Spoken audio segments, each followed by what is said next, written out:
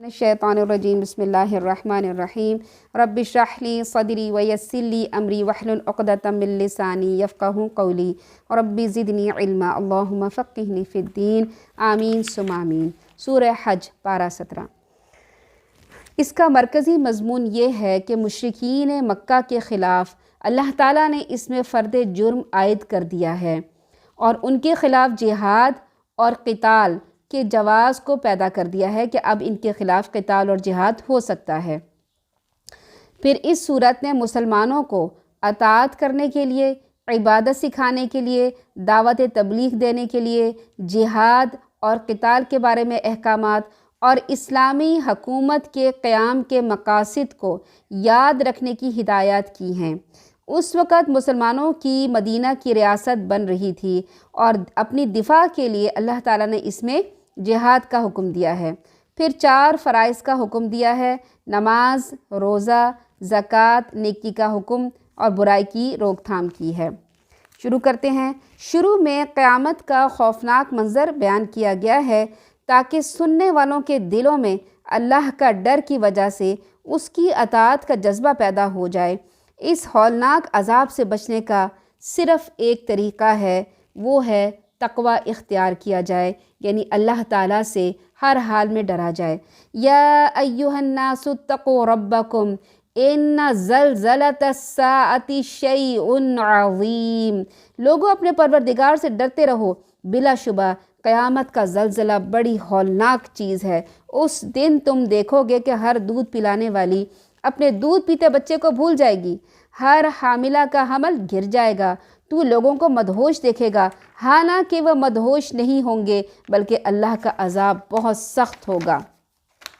यानी जब अल्लाह ताला क़यामत बर्पा करने का इरादा फरमाएंगे तो सिर्फ़ इतना होगा कि किसी एक सैयारे से उसकी कशिश को ख़त्म कर लिया जाएगा। हमारी ज़मीन किसी दूसरे सैयारे से टकरा कर पाश पाश हो जाएगी। फिर जैसे 2 रेलगाड़ियाँ या 2 गाड़ियाँ आपस में एक तेज़ रफ्तारे के साथ टकराती हैं तो क्या हशर होता है। जब हमारी ज़मीन इतनी स्पीड के साथ जा रही है और इतनी स्पीड के साथ जाके किसी भी सैयारे से टकरा जाएगी, एक हौलनाक धमाका हो जाएगा। इस धमाके की दहशत से हर हामला का हमल गिर जाएगा। लोग यूँ मखबूतुल हवास हो जाएंगे जैसे कोई नशा आवर चीज़ पी रखी है। इस मंज़र की हौलनाकी को बाज़ दूसरी आयत में यूँ पेश किया गया है कि उस वक़्त ज़मीन को रेज़ा रेज़ा और पाश पाश कर दिया जाएगा।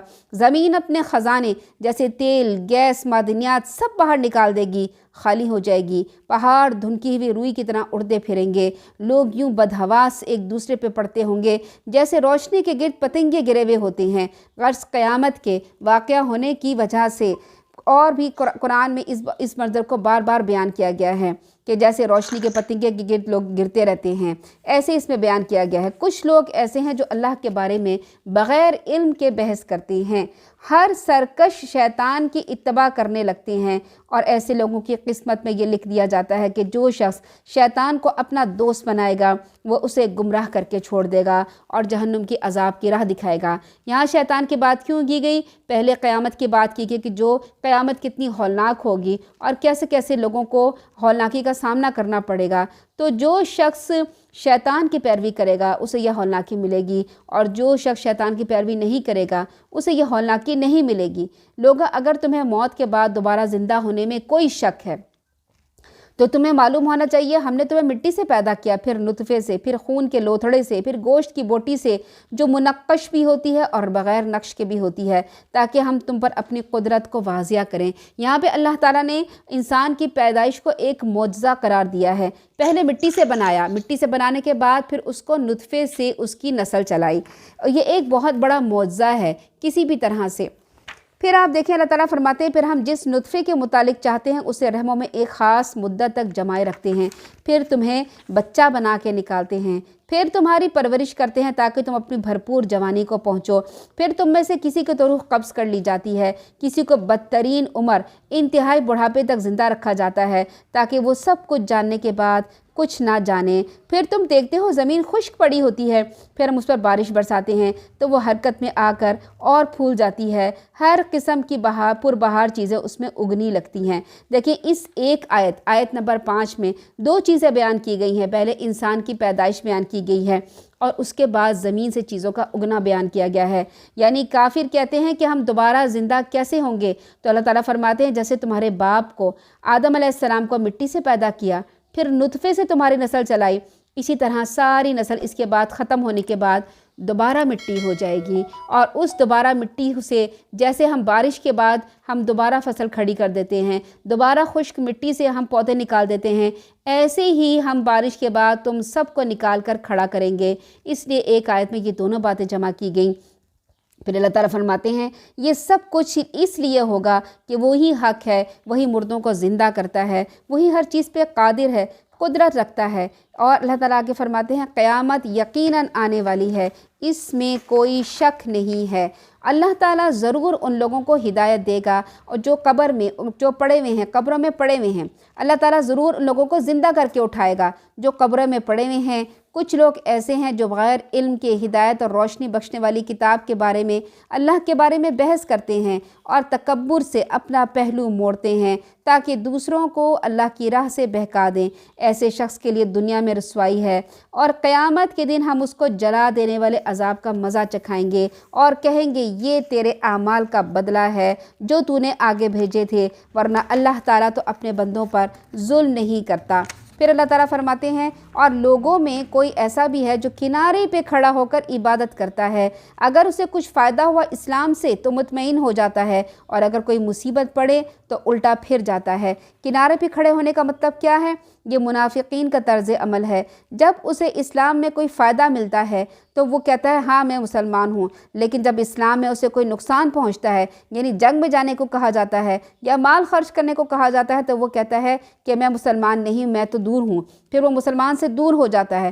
پھر ایسے شخص نے دنیا کا بھی نقصان اٹھایا اور آخرت کا بھی، یہ بالکل خسارہ ہے۔ وہ اللہ کے سوا اسے پکارتا ہے جو نہ اسے تکلیف پہنچا سکتا ہے نہ فائدہ دے سکتا ہے، یہ گمراہی کی انتہا ہے۔ وہ اس کو پکارتا ہے جس کا نقصان اس کے فائدے سے زیادہ قریب ہے، یعنی اللہ کے سوا اگر کسی اور کو پکاریں گے تو اس میں کوئی فائدہ نہیں بلکہ الٹا نقصان ہے۔ بہت برا ہے اس کا مددگار اور بہت برا ہے اس کا رفیق۔ جو لوگ ایمان لائے اور نیک کام کیے، یقیناً اللہ نے انہیں ایسے باغات میں داخل کرے گا جس میں نہریں بہہ رہی ہوں گی۔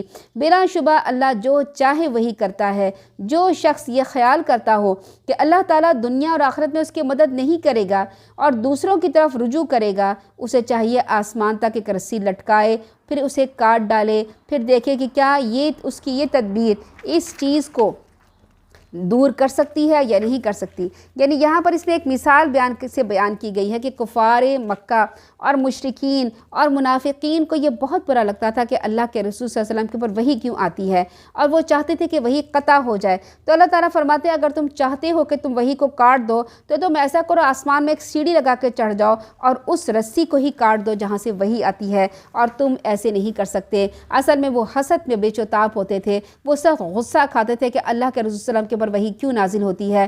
اللہ تعالیٰ فرماتے ہیں اسی طرح کی واضح آیات سے ہم نے قرآن کو نازل کیا ہے، اور اللہ یقیناً ہدایت اسے ہی دیتا ہے جسے وہ چاہتا ہے۔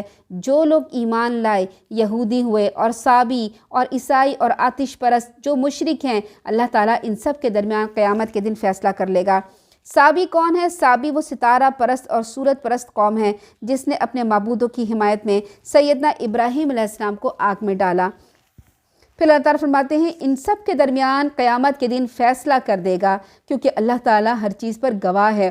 کیا تم دیکھتے نہیں ہو جو کچھ آسمان میں ہے، جو کچھ زمین میں ہے، سورج، چاند، ستارے، پہاڑ، چوپائے، درخت، لوگوں کی ایک کثیر تعداد اللہ کے حضور سربسوجود ہے۔ اب دیکھیں یہاں اللہ تعالیٰ نے فرمایا سورج، چاند، ستارے۔ چاند تو بہت ہیں، ہماری ایک زمین پہ ایک ہی نظر آتا ہے، باقی جو ہیں سٹار پلینٹ پہ بہت سارے چاند موجود ہیں، بہت سارے گیلیکسیاں، ستارے، پہاڑ، درخت، چوپائے، سب کے بارے میں اللہ تعالیٰ فرماتے ہیں سب سجدہ کرتے ہیں۔ انسانوں کے بارے میں فرمایا ہے لوگوں کی ایک کثیر تعداد اللہ کو سجدہ کرتی ہے، سارے انسانوں کے بارے میں نہیں فرمایا کہ سارے سجدہ کرتے ہیں۔ اللہ تعالیٰ فرما رہے ہیں سب لوگ، اور لوگوں کی ایک کثیر تعداد اللہ کے حضور سربسجود ہے۔ بہت سے لوگ ایسے بھی ہیں جو عذاب کے مستحق ہو چکے ہیں، جسے اللہ تعالیٰ ذلیل و خوار کر دے، اسے کوئی عزت دینے والا نہیں، اور اللہ وہی کچھ کرتا ہے جو چاہتا ہے۔ یہاں پہ بھی سجدہ آ گیا ہے، سجدہ کر لیں، سجدے کی دعا پڑھ لیتے ہیں۔ سجدہ वजहिया लिल्लज़ी खलक़हु वसव्वरहु वशक्क़ समअहु वबसरहु बिहौलिही वक़ुव्वतिही फ़तबारकल्लाहु अहसनुल ख़ालिक़ीन। फिर आगे अल्लाह ताला फरमाते हैं, ये दो फरीक हैं जिन्होंने अपने परवरदिगार के बारे में झगड़ा किया। इनमें से जिन्होंने कुफ़र किया उनके लिए आग के कपड़े काटे जाएंगे, उनके सरों पर ऊपर से खौलता हुआ पानी डाला जाएगा जिससे उनकी खालें गल जाएंगी और जो कुछ भी उनके पेटों में है वो भी। फिर उनके लिए लोहे के हंटर होंगे, जब वो रंज के मारे दोज़ख से निकलना चाहेंगे तो उसी में लौटा दिए जाएंगे और कहा जाएगा चखो अब जलाने वाले अजाब का मज़ा चखो। जो लोग ईमान लाए नेक अमाल किए अल्लाह ताला यकीनन उनके लिए ऐसे बागात में दाखिल करेगा जिनमें नीचे बह रही हैं। वहाँ उन्हें सोने के कंगनों मोतियों से आरास्ता किया जाएगा, वहाँ उनका लिबास रेशम का होगा। ये वो लोग हैं जिन्हें पाकीज़ा कलमे को कबूल करने की राह दिखाई, उन्हें अल्लाह ताला की सिफ़ात की राह दिखाई। बिलाशुबा जो लोग काफिर हैं और लोगों को अल्लाह की राह से और मस्जिद हराम की ज़ियारत से रोकते हैं, मुराद इनसे कुफ़ार मक्का हैं जिन्होंने मुसलमानों पर यह पाबंदियाँ लगा रखी थी। वो ना बैतुल्लाह में नमाज अदा कर सकते हैं, ना तवाफ़ कर सकते हैं, ना हज और उम्रा कर सकते हैं। एक तो वो ख़ुद काफिर और मुशरिक थे और काबा की भी बुतों को निजासतों से भर रखा था। फिर उसके साथ साथ तौहीद परस्त जब आने लगते थे तो उनकी राह रोक देते थे। 1400 मुसलमान रसूलुल्लाह सल्लल्लाहु अलैहि वसल्लम के साथ उम्रा करने के लिए आए तो उनसे जंग करने की ठान ली और हुदैबिया के मकाम पर पहुंचकर उनको उम्रा करने से रोक दिया गया। मुसलमानों पर यह पाबंदियां फ़तह मक्का तक बदस्तूर रहीं। फ़तह मक्का के बाद जब कुफ़र का ज़ोर टूट गया तो पाबंदियां खुद ब खुद ख़त्म हो गईं। ऐसे ही लोगों के बारे में फ़रमाया है कि आखिरत में उन्हें दर्दनाक अजाब का मज़ा चखना पड़ेगा। आगे अल्लाह ताला फरमाते हैं, वो मस्जिद हराम जिसमें हमने वहाँ के बाशिंदों से और बाहर से आने वालों के हकूक़ बराबर रखे हैं, यानी बैतुल्लाह के इर्द गिर्द रहने वाले, मक्का के रहने वाले और जो बाहर से लोग आते हैं उन दोनों के हकूक़ बराबर हैं। ये नहीं हो सकता कि मक्का के रहने वालों के हकूक़ ज़्यादा हों और दूसरे बाहर आने वालों के हकूक़ कम हों। अल्लाह ताला की आयत आ गई है, अल्लाह ताला ने फरमाया दोनों के हकूक़ बराबर हैं। इससे मक्का के रहायशी मक्का के लोगों पर यह फ़र्ज़ होता है कि वो लोगों को आने से ना रोकें, उन्हें भी इसी तरह से हज और उम्रा करने दिया जाए जैसे वो करते हैं। फिर अल्लाह फरमाते हैं, जो कोई इज़राह ज़ुल्म मस्जिद हराम में टेढ़पन और फितना फसाद इख्तियार करेगा, यानी कोई शख्स जानबूझकर मक्का में कोई शरारत करेगा या कोई ऐसी बेदीनी की हरकत करेगा तो ऐसे लोगों को हम दर्दनाक अजाब का मज़ा चखाएँगे। और वो वक्त भी याद करो जब हमने इब्राहीम अलैहिस्सलाम के लिए बैतुल हराम की जगह तजवीज़ की थी और उन्हें कहा था कि मेरे साथ किसी चीज़ को शरीक ना करो, मेरे घर को तवाफ़ करने वालों के लिए, क़याम करने वालों के लिए और रुकू और सुजूद करने वालों के लिए साफ़ सुथरा रखो, और नेज़ ये कि लोगों में हज का आम ऐलान कर दो। अब यहाँ पर हज के बारे में बात बयान की जा रही है और हज का तरीक़ा सिखाया जा रहा है। हम हज के तरीक़े को देखते हैं। हरम मक्का में कौन कौन से काम मना हैं। हरम मक्का को अल्लाह ताला ने अमन की जगह करार दिया है, लिहाजा वहाँ ना फ़ौज कशी जायज़ है, ना जिदाल और क़िताल जायज़ है, हत्ता कि बिला ज़रूरत कोई हथियार उठाना भी मना है। अगर कोई मुजरिम भी हरम में पनाह ले ले तो जब तक हरम में है उससे तारुज़ नहीं किया जाएगा। हरम मक्का के जानवर भी महफूज और मामून हैं। आप हरम शरीफ जाएँ, वहाँ पर आप बिल्ली को नहीं भगा सकते, कबूतर को नहीं भगा सकते, चिड़िया को नहीं मार सकते, किसी कुत्ते को नहीं मार सकते जब तक कोई मूज़ी जानवर सांप बिच्छू वगैरह ना हो। इसके अलावा आप मच्छर और मक्खी भी नहीं मार सकते, आप चूंटी भी नहीं मार सकते।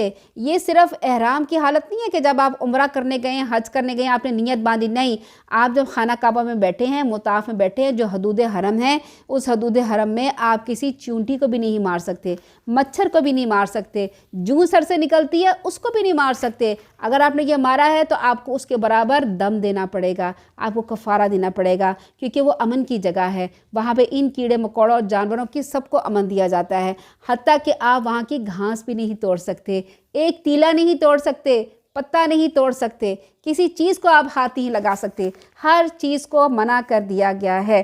پھر اللہ تعالیٰ فرماتے ہیں کہ حرم مکہ کے پودے، درخت، گھاس سب مامون ہیں، کسی صرف ایک اقتصادی صرف کاروبار کرنے کی حیثیت سے اصغر گھاس، جو وہاں پہ جو سنارے ہوتے ہیں وہ اصغر گھاس استعمال کرتے تھے۔ جب اللہ کے رسول صلی اللہ علیہ وسلم یہ بیان فرما رہے تھے احادیث میں، تو صحابہ نے کہا یا رسول اللہ ہمیں اصغر گھاس کاٹنے کی اجازت دیجیے، کیونکہ سنارے جو ہوتے ہیں وہ اسے استعمال کرتے ہیں۔ تو اللہ کے رسول صلی اللہ علیہ وسلم نے اسے کاٹنے کی اجازت دے دی۔ حرم مکہ میں گری پڑی چیز نہیں اٹھا سکتے، الا یہ کہ آپ نے یہ کرنا ہو کہ سامنے سے کوئی چیز، آپ کے سامنے کوئی بندہ جا رہا ہے، اس کی کوئی چیز گر گئی ہے، موبائل گر گیا ہے، پیسے گر گئے ہیں، بٹوا گر گیا ہے، اور یا کوئی کپڑا گر گیا ہے، تو آپ نے وہ چیز اٹھا کے اسے نہیں دینی۔ آپ نے یہ نہیں کہنا کہ میں یہاں پہ نیکی کماؤں، یہ نیکی آپ کے گلے پڑ جائے گی۔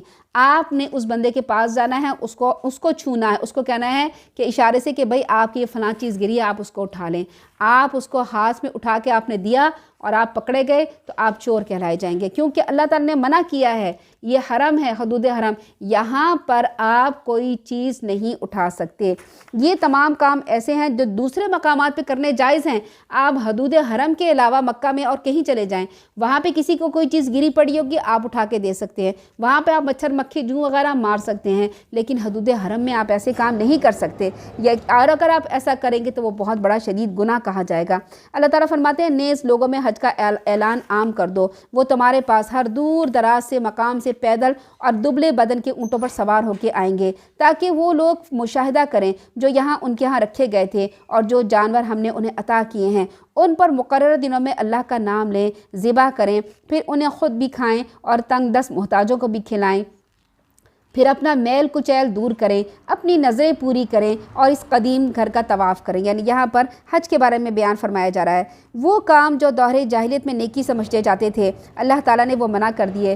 جاہلی دور میں کئی کام ایسے تھے جنہیں نیکی کے کام اور معروف سمجھ کے کیا جاتا تھا، مگر اسلام نے ان کی اصلاح کر دی۔ جیسے سفر حج میں حجامت نہ کرنا، لوگ کہتے تھے کہ ہم حج کرنے جا رہے ہیں، ہم اپنے بال نہیں کٹوائیں گے لمبے۔ اب آپ کو پتہ ہے کہ اس وقت کتنے مہینوں کا سفر ہوتا تھا، اونٹوں پہ سفر ہو رہا ہے، اور اتنے لمبے سفر کرنے کے بعد بال لمبے ہو جاتے تھے، پھر کیا ہوتا تھا ان بالوں میں جوئیں پڑ جاتی تھیں، انسان کو مشکلات پڑ جاتی، جو انسان بال لمبے کرنے کا عادی نہ ہو آدمی، اس کے لیے بہت مشکل ہو جاتی ہے۔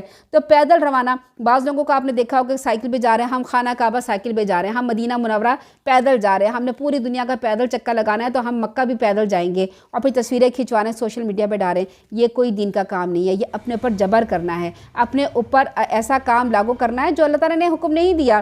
مشکل کے وقت بھی قربانی کے جانور پر سوار نہ ہونا، یعنی آپ کو مشکل پڑی ہوئی ہے، آپ پیدل جا رہے ہیں، آپ کو گھٹنوں میں درد ہے، آپ سے چلا نہیں جا رہا، تو اس کا کہیں گے نہیں یہ قربانی کا جانور ہے، بھی سوار نہیں ہو سکتے، نہیں آپ سوار ہو جائیں۔ سفر سے واپسی پر گھر کے پیچھے سے داخل ہونا، یعنی اب حج کر کے آ گئے اور حج ابھی درمیان میں موجود ہے، ابھی آپ نے طواف کرنا ہے اور آپ کا گھر قریب ہے یا آپ کا ہوٹل قریب ہے، تو اب آپ کو کیا ہے، اب اپنے گھر جا سکتے ہیں۔ پہلے کے زمانے میں ہوتا تھا کہ مکہ کے لوگ کیا کرتے تھے، گھر کے دروازے سے نہیں جاتے تھے، پیچھے کی دیوار توڑ کے اپنے گھر میں جاتے تھے، اور پھر گھر میں جا کے اپنا کھانا پینا سب کچھ کر کے پھر واپس آتے تھے، اور یہ ظاہر کرتے تھے کہ ہم گھر میں نہیں گئے۔ بھائی تم گھر میں جا تو رہے ہو، اگر دروازے سے نہیں جا رہے تو دروازہ توڑ کے جانے کی کیا ضرورت ہے؟ اللہ تعالیٰ فرما رہے نہیں، تم گھر کے دروازوں سے جاؤ، یعنی مکہ۔ اب آپ کہیں گے ہمارا گھر تو ہے نہیں وہاں پہ، ہم نے تو اپنے گھر میں جانا نہیں، یہ آیت ہمارے اوپر نہیں لگتی، ایسی بات نہیں ہے۔ جب آپ وہاں پہ رہ رہے ہوتے ہیں، ہوٹل آپ کا ہوتا ہے، تو آپ یہ سمجھے کہ وہ بھی آپ کا گھر ہی ہے۔ اب آپ نے وہاں پر طواف کیا، طواف کرنے کے بعد آپ حلال ہو گئے، آپ نے قربانی بھی کر لی، اب آپ نے نہانا ہے لازمی، آپ نے غسل آپ کے اوپر واجب ہو گیا ہے۔ اب آپ سوچیں کہ آپ مینا جائیں گے، وہاں جا کے نہائیں گے، یا خانہ کعبہ میں جو باتھ روم بنے ہوتے ہیں وہاں پہ جا کے نہائیں گے۔ ہوتا یہ ہے کہ وہاں بہت رش ہوتا ہے، بہت لاکھوں لوگ ہوتے ہیں وہاں، آپ کے پاس اتنا رش ہوتا ہے، پھر دور دراز ہوتا ہے، پھر ایک جب باتھ روم بہت سارے لوگ استعمال کرتے ہیں تو اس میں گندگی لازماً آ جاتی ہے۔ آپ نے کیا کرنا ہے، اگر آپ کا ہوٹل قریب ہے اور دن کا ٹائم ہے اور رات میں بھی بہت ٹائم، آپ اپنے ہوٹل چلے جائیں، ہوٹل جانے کے بعد نہائیں دھوئیں، کھانا کھائیں، چائے پئیں، آرام کریں، سو جائیں، اٹھیں۔ جب شام ہو آپ اٹھ کے پھر مینا چلے جائیں، کیونکہ رات آپ نے مینا میں گزارنی ہے، دن کا ذکر نہیں ہے۔ آپ کا ہوٹل قریب ہے، آپ اپنے ہوٹل میں آرام کریں، چائے شائے پئیں، سب کچھ آرام سے ریسٹ کرنے کے بعد دوبارہ جائیں، کیونکہ حج تھکا دینے والی ایک چیز ہے۔ پھر آپ مینا میں جائیں گے واپس، وہاں پہ آپ کو چلنا پڑے گا، یا گاڑی میں بیٹھ کے بھی جانا پڑے گا، بہت مشکلات ہوتی ہیں، بہت لوگوں کا ہجوم ہوتا ہے، لاکھوں لوگ ہوتے ہیں وہاں، اتنا آسان نہیں ہوتا۔ آپ کا 10 منٹ کا سفر جو ہوتا ہے کئی گھنٹوں پہ شامل ہو جاتا ہے، اس کے لیے آپ کو فریش ہونا پڑتا ہے۔ تو اگر آپ کا ہوٹل قریب ہے، آپ جا सकते हैं, आप वहाँ पे फ्रेश हो जाएं, नहा धो लें। ज़रूरी नहीं है कि आपने जो गुस्ल करना है खाना काबा के बाथरूम में करना है, नहीं, आपने कहीं पे भी जाके आपने गुस्ल कर लेना है। आप अपने होटल में जाके गुस्ल करें, पाक हों, बाल कुतराएं, और आपने बाकी मिना में जाके आपने कंकरियाँ मारनी है, वो आप मिना में चले जाएँ, ठीक है। फिर एक और भी उसमें थी दौरे जाहिलियत में कि नंगे होकर तवाफ़ करते थे, बिल्कुल कपड़े उतार देते थे, जिसको बहुत सख्त गुनाह कहा गया है। फिर सफ़ा मरवा के तवाफ़ को अच्छा नहीं समझते थे, इसे भी मना किया गया है। उर्फ़ात के क़याम को ज़रूरी नहीं समझते थे, अब उर्फ़ात में क़याम लाजमी है। चाहे आप 1 मिनट के लिए वहाँ खड़े होंगे, लेकिन आपने सुबह फजर होने से पहले पहले वहाँ लाजमी जाना है, और जाकर आपका क़याम लाजमी है। जब आप वहाँ पर लाजमी क़याम करेंगे तो आपका हज हो गया। बाकी बेशक आपसे अरकान छूट जाएं, उसके लिए आपको दम देना पड़ेगा। लेकिन उर्फ़ात एक ऐसी जगह है जहाँ पे अगर आप फजर से पहले नहीं पहुँचे, फजर की अजान हो गई, आपका हज नहीं हुआ, आपको दोबारा जाना पड़ेगा, अगले साल दोबारा हज करने पड़ेगा। तो लाजमी है कि उर्फ़ात में वक़ूफ़ लाजमी करें।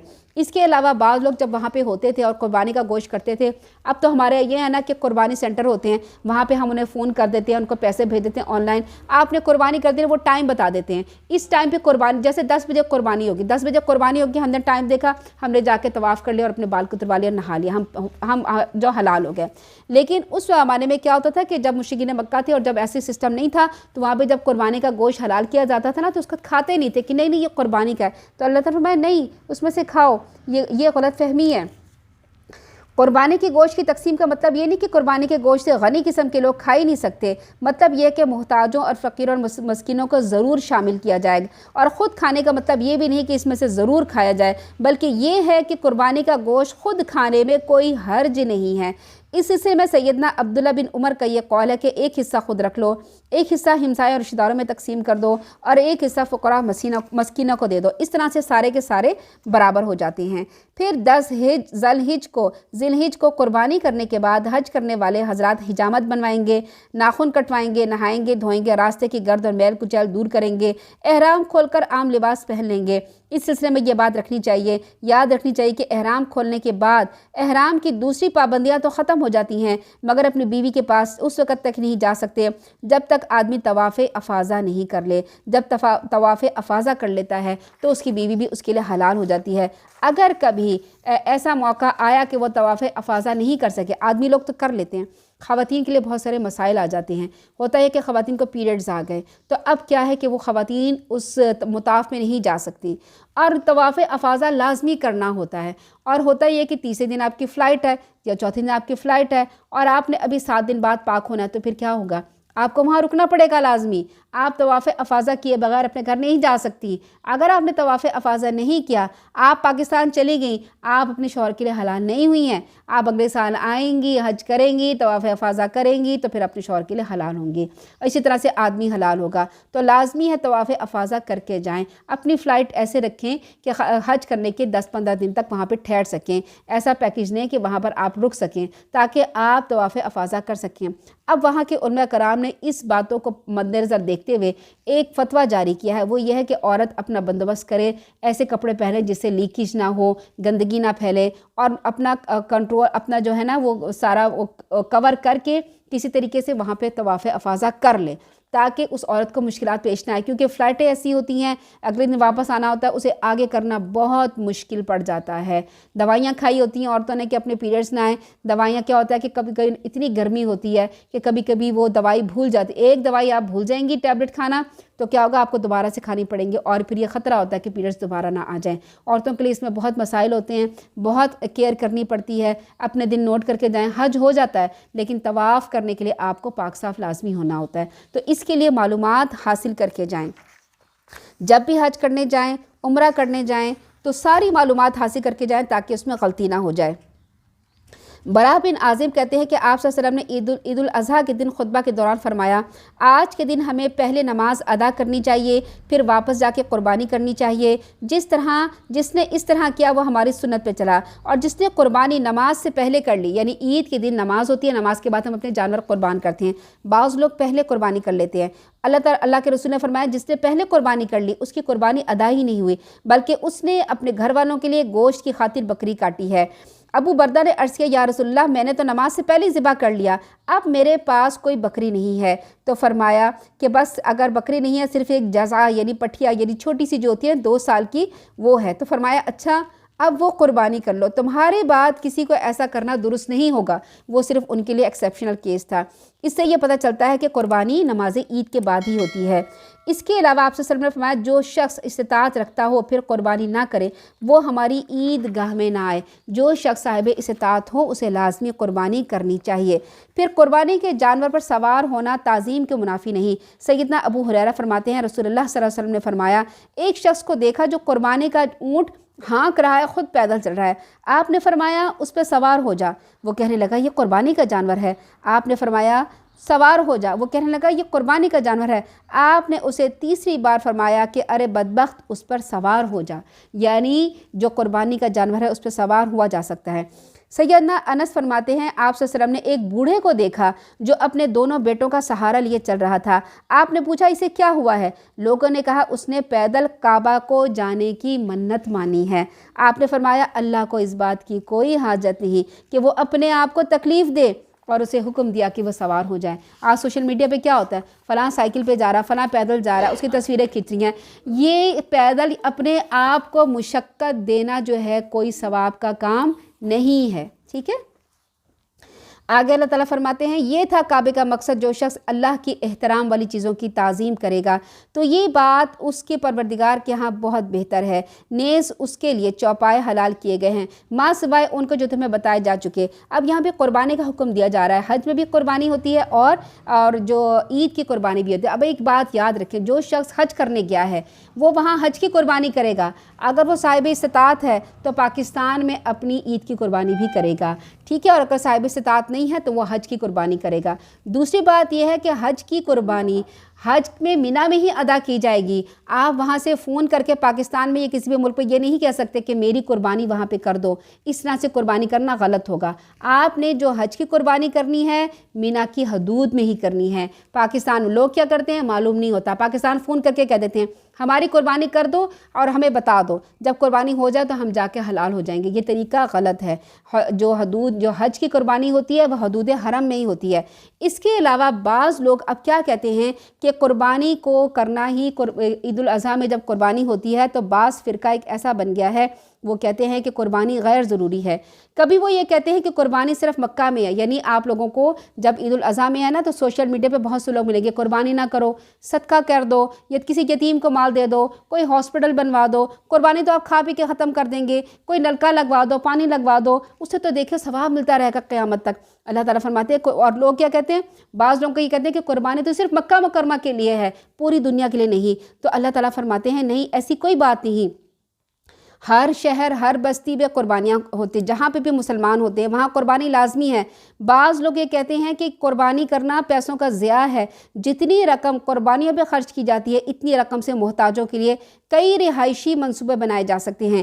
کبھی کہتے ہیں کہ جتنی رقم کسی قربانی پر خرچ ہوتی ہے اتنی رقم صدقے میں صرف کر دی جائے تو بہتر ہے۔ تو پھر ہم نے یہ احادیث پڑھی ہیں۔ ایسے لوگ دراصل مغربیت اور مغربی تہذیب سے مروب ہوتے ہیں، اس کے شیدائی ہوتے ہیں اور یہ کھاتے پیتے لوگ ہوتے ہیں۔ وہ اگر قربانی سے دگنی رقم سینما دیکھنے میں، ٹی وی دیکھنے میں، پکنک کرنے میں، سیر سپاٹے کرنے میں، اپنی عیاشوں پہ خرچ کر دیتے ہیں تو ان کے نزدیک وہ مال ضیاع نہیں ہوتا، لیکن قربانی میں اگر وہ اللہ کی کو مانتے ہیں، اللہ کے حکم کو، تو یہ انہیں بہت بڑا نقصان نظر آتا ہے اور وہ یہ کہتے ہیں کہ یہ پیسے کا ضیاع ہے۔ یہ صرف ان کے منہ کی باتیں ہیں۔ کوئی بھی آپ کو بہکائے کہ ہم پیسہ جو ہے وہ قربانی کرنے کے بجائے کسی یتیم کو دے دیتے ہیں، کسی غریب کو دے دیتے ہیں، تو آپ ایسا کریں، قربانی کریں، قربانی کرنے کے بعد گوشت جو ہے وہ اس کو دے دیں۔ آپ نے قربانی لازمی کرنی ہے، خون لازمی بہانا ہے۔ اب آپ کو پتہ ہے کہ پاکستان سب سے بڑی انڈسٹری تھا اس وقت تک، اب مجھے معلوم نہیں ہے، چمڑے کے کاروبار میں، کہ چمڑے کا کاروبار یہاں زبردست کیا تھا، کیونکہ یہاں پہ قربانی سب لوگ الحمدللہ کرتے ہیں۔ قربانی ہونے سے چمڑے کا کاروبار فروغ پاتا ہے، چمڑا دنیا بھر میں جاتا ہے اور دنیا بھر میں اس کی جو ہے وہ چیزیں بنتی ہیں۔ ایک انڈسٹری ہے، لوگ چمڑا خریدنے آتے ہیں، لیتے ہیں، بیچتے ہیں، ٹرانسپورٹ کرتے ہیں، چیزیں بناتے ہیں، باہر کے ملک جاتا ہے، ایک زبردست انڈسٹری کا دروازہ بھی کھلتا ہے۔ پھر گوشت ہوتا ہے، گوشت لوگوں میں جاتا ہے۔ ایسے لوگ ہوتے ہیں جنہوں نے سارا سال گوشت نہیں کھاتے، انتظار کرتے ہیں کہ قربانی آئے گی تو ہمیں گوشت ملے گا، ان کو گوشت ملتا ہے، غریبوں کو گوشت مل جاتا ہے۔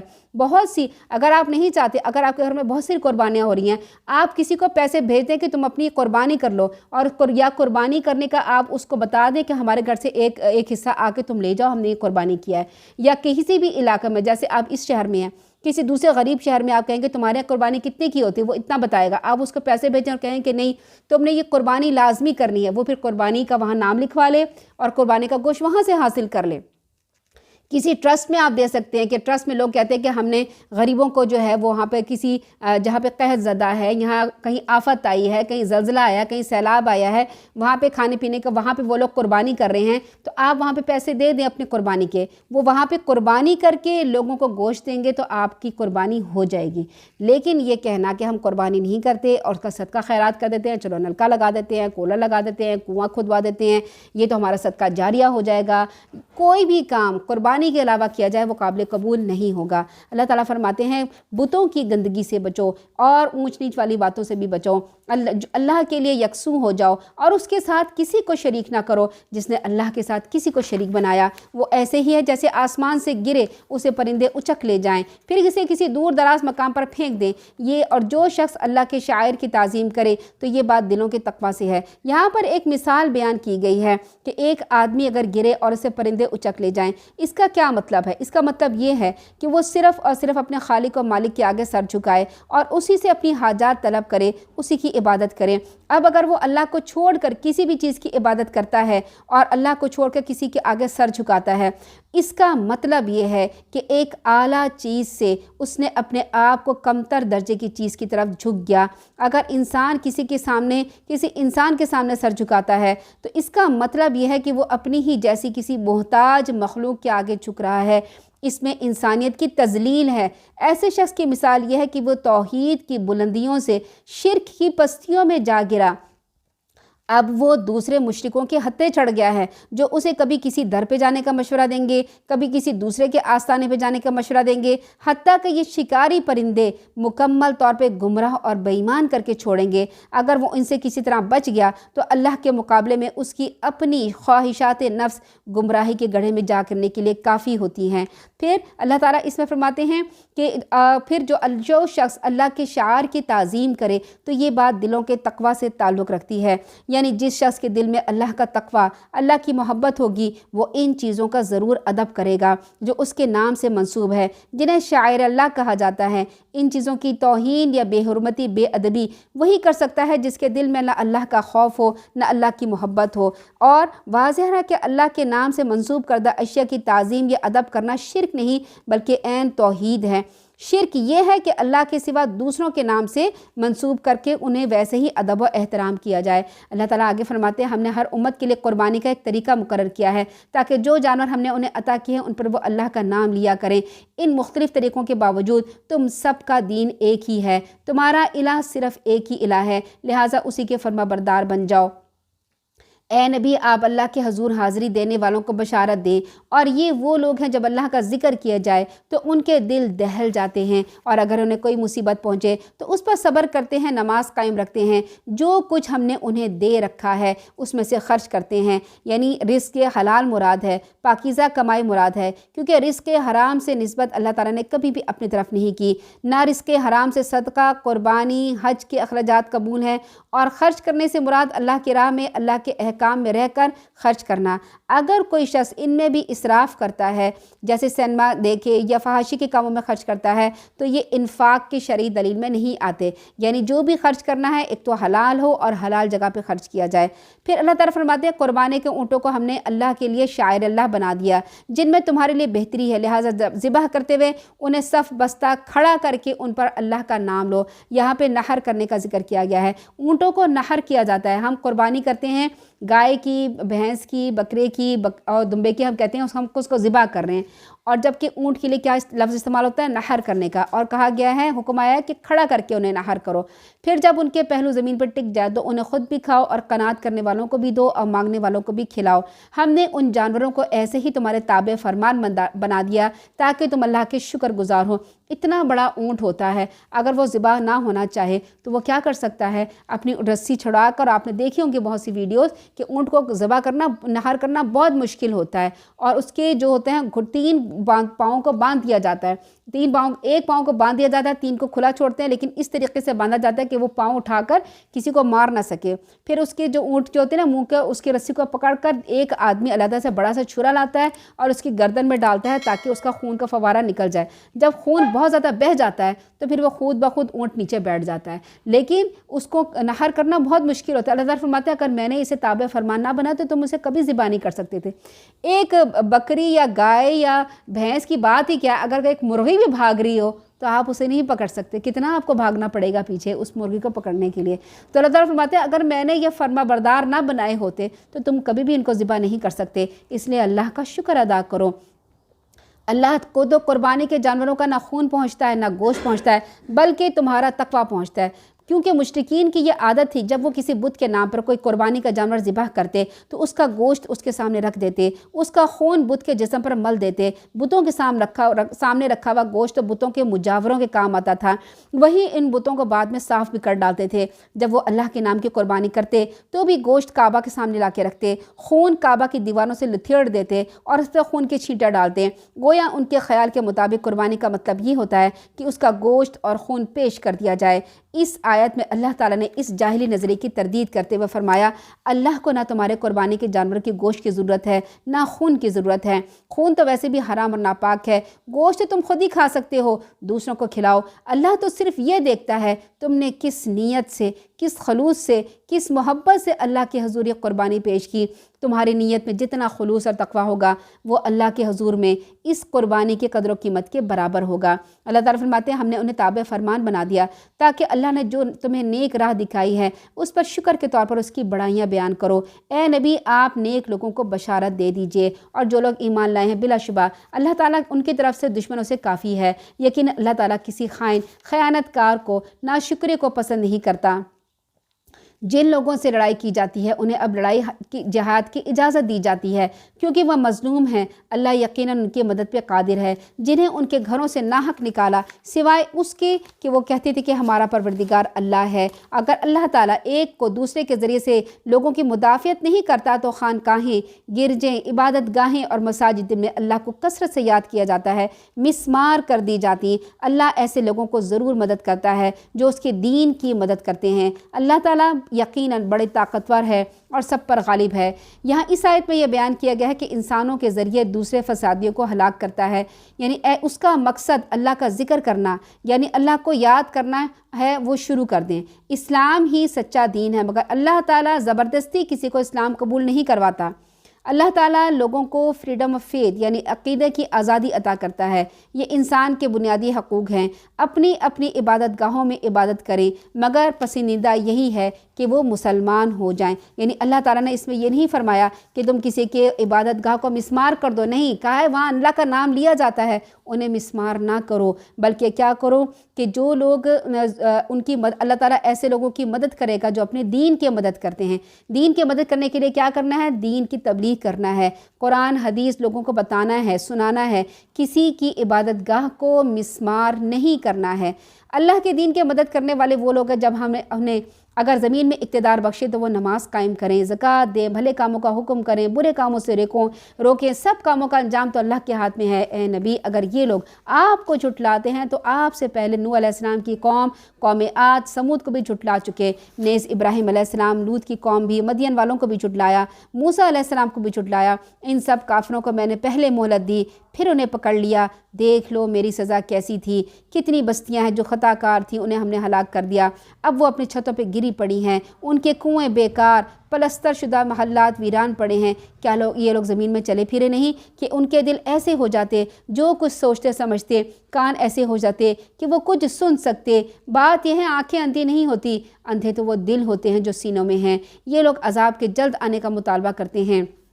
حالانکہ اللہ تعالیٰ کبھی اپنے وعدے کے خلاف نہیں کرتا، مگر تمہارے پروردگار کا ایک دن تمہارے شمار کے حساب سے 1000 سال کا ہوتا ہے۔ ابھی یہاں پر عذاب کی بات کی جا رہی ہے، قیامت کی بات کی جا رہی ہے، تو ہمارے پھر عذاب شدہ بستیوں کی بات کی جا رہی ہے۔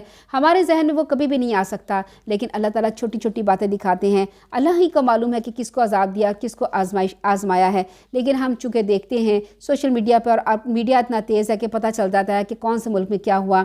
ابھی حالیہ جو ترکیہ میں زلزلہ آیا ہے، اس کی ویڈیوز دیکھنے کے بعد دل دہل جاتا ہے۔ اتنی بڑی بڑی بلڈنگ چند سیکنڈوں میں زمین بوس ہو گئی، اس میں رہنے والوں کو باہر نکلنے کا موقع ہی نہیں ملا، اپنے بچے اٹھا کے جانے کا موقع نہیں ملا، یہاں تک کہ پریگننٹ عورتیں وہ بھی وہیں پہ گر گئیں اور پھر وہاں پہ فوت ہو گئیں۔ تو ان کو دیکھ کے بھی پتہ چلتا ہے کہ زلزلہ کیسا ہوگا، قیامت کیسی ہوگی۔ اللہ تعالیٰ ہمیں اس قسم کی آفتوں سے محفوظ رکھے، آمین ثم آمین۔ پھر اللہ تعالیٰ فرماتے ہیں کہ اور کتنی ہی بستیاں ہیں جو خطا کار تھیں، پہلے میں نے انہیں مہلت دی، پھر انہیں پکڑ لیا، اور واپس تو انہیں میرے پاس ہی آنا ہے۔ آپ ان سے کہیے، لوگوں میں تو تمہارے برے انجام سے صاف صاف ڈرانے والا ہوں۔ جو لوگ ایمان لے آئے ہیں، انہوں نے نیک عمل کیے، ان کے لیے تو بخشش بھی ہے اور عزت کی روزی بھی ہے۔ جو لوگ ہماری آیات کو نیچے دکھانے کی کوشش میں لگے ہوئے ہیں، یہی لوگ تو اہل جہنم ہیں۔ ہم نے آپ سے پہلے جو رسول یا نبی بھیجے، تو جب بھی وہ کوئی آرزو کرتا تو شیطان اس کی آرزو میں وسوسہ ملا دیتا، پھر اللہ تعالیٰ شیطانی وسوسے کی آمیزش کو دور کر دیتا ہے اور اپنی آیات کو پختہ کر دیتا ہے۔ اللہ تعالیٰ سب کچھ سنتا ہے اور جانتا ہے اور حکمت والا ہے، تاکہ اللہ تعالیٰ شیطان کے ڈالے ہوئے وسوسے کو لوگوں کے لیے آزمائش بنا دے۔ جن کے دلوں میں نفاق کا مرض ہے، یا جن کے دل ایمان لانے کے بعد سخت ہو چکے، بلا شبہ یہ ظالم مخالفت میں دور تک چلے گئے ہیں۔ اس لیے بھی کہ جن لوگوں کو علم دیا گیا وہ جان لے کہ یہ حق ہے آپ کے رب کی طرف سے، اور وہ ایمان لائیں اور ان کے دل اس حق کی طرف جھک جائیں۔ اللہ تعالیٰ یقیناً ایمان لانے والوں کو سیدھی راہ دکھا دیتا ہے، اور کافر تو ہمیشہ اس حق سے شک میں پڑے رہتے ہیں، یہاں تک کہ ان پر یکدم یا تو قیامت کی گھڑی آ پہنچے یا کسی منحوس دن کا عذاب ان پہ نازل ہوئے۔ اس دن حکومت اللہ ہی کی ہوگی، وہ ان کے درمیان فیصلہ کر دے گا۔ جو لوگ ایمان لے آئے، انہوں نے نیک عمل کیے، وہ تو نعمتوں والے باغات میں ہوں گے۔ جنہوں نے کفر کیا، ہماری آیات کو جھٹلا دیا، ایسے لوگوں کے لیے رسوا کن عذاب ہوگا۔ جن لوگوں نے اللہ کی راہ میں ہجرت کی، پھر شہید ہو گئے یا مر گئے، اللہ انہیں اچھا رزق دے گا، اور یقیناً اللہ ہی بہترین رازق ہے، وہ انہیں ایسی جگہ داخل کر دے گا جس سے وہ خوش ہو جائیں گے۔ اللہ یقیناً سب کچھ جاننے والا بردبار۔ اب بار بار دیکھیں، داخل ہونے کی جگہ ہوتی ہے۔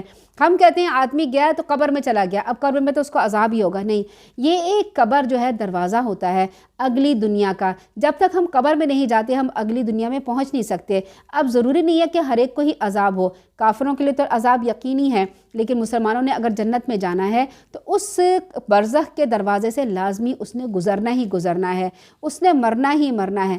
مرے بغیر ہم اس جسم کے ساتھ جنت میں نہیں جا سکتے۔ یہ جسم تو مٹی سے بنا ہے، زمین میں رہ جائے گا۔ کیا آپ یہ جسم لے کے جانا چاہتی ہیں؟ اگر فرض کریں ہم اس جسم کے ساتھ جنت میں جاتے تو کیا ہوتا؟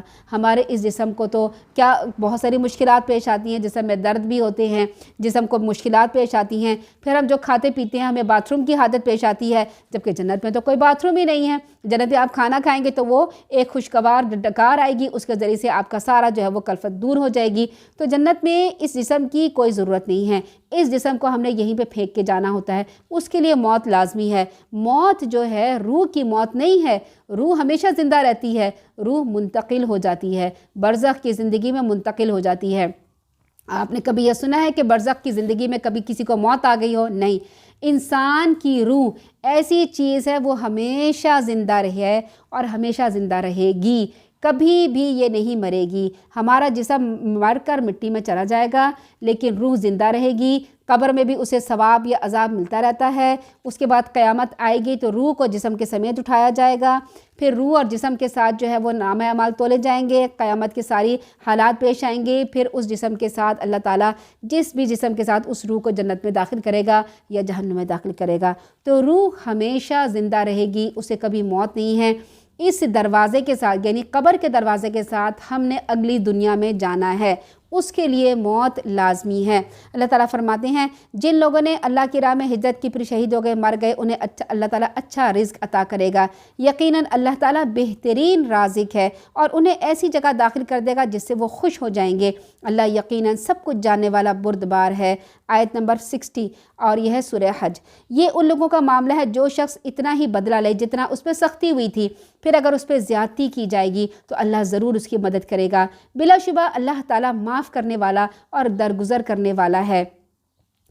اسی لیے اللہ تعالیٰ ہی رات کو دن میں، دن کو رات میں داخل کرتا ہے۔ اللہ تعالیٰ سب کچھ سنتا ہے، سب کچھ جانتا ہے۔ یہ اس لیے کہ اللہ تعالیٰ ہی حق ہے، اللہ کے سوا جن لوگوں کو یہ پکارتے ہیں وہ سب کچھ باطل ہے۔ اللہ ہی عالی شان اور کبریائی والا ہے۔ کیا تم دیکھتے نہیں اللہ تعالیٰ آسمان سے بارش برساتا ہے تو اسے زمین سرسبز ہو جاتی ہے۔ وہ بڑا باریک بین ہر چیز سے باخبر ہے، جو کچھ آسمانوں میں ہے، جو کچھ زمین میں ہے، سب کچھ اسی کا ہے۔ بلا شبہ اللہ تعالیٰ ہر ایک سے بے نیاز اور حمد کے لائق ہے۔ کیا تم دیکھتے نہیں جو کچھ زمین میں ہے وہ اللہ تعالیٰ نے تمہارے تابع فرمان بنا دیا۔ یعنی زمین کو ہم کھودتے ہیں، کھود جاتی ہے۔ زمین یہ نہیں کہتی کہ میں اتنی سخت ہو جاؤں کہ تم کھرپیاں مارتے رہو، تم کھودتے رہو، میں نہیں کھودوں۔ جتنی زمین کھودی جائے کھود جاتی ہے۔ یہاں ایک چھوٹا سا بچہ بھی اگر مٹھی میں زمین لینا چاہتا ہے تو وہ آ جاتی ہے۔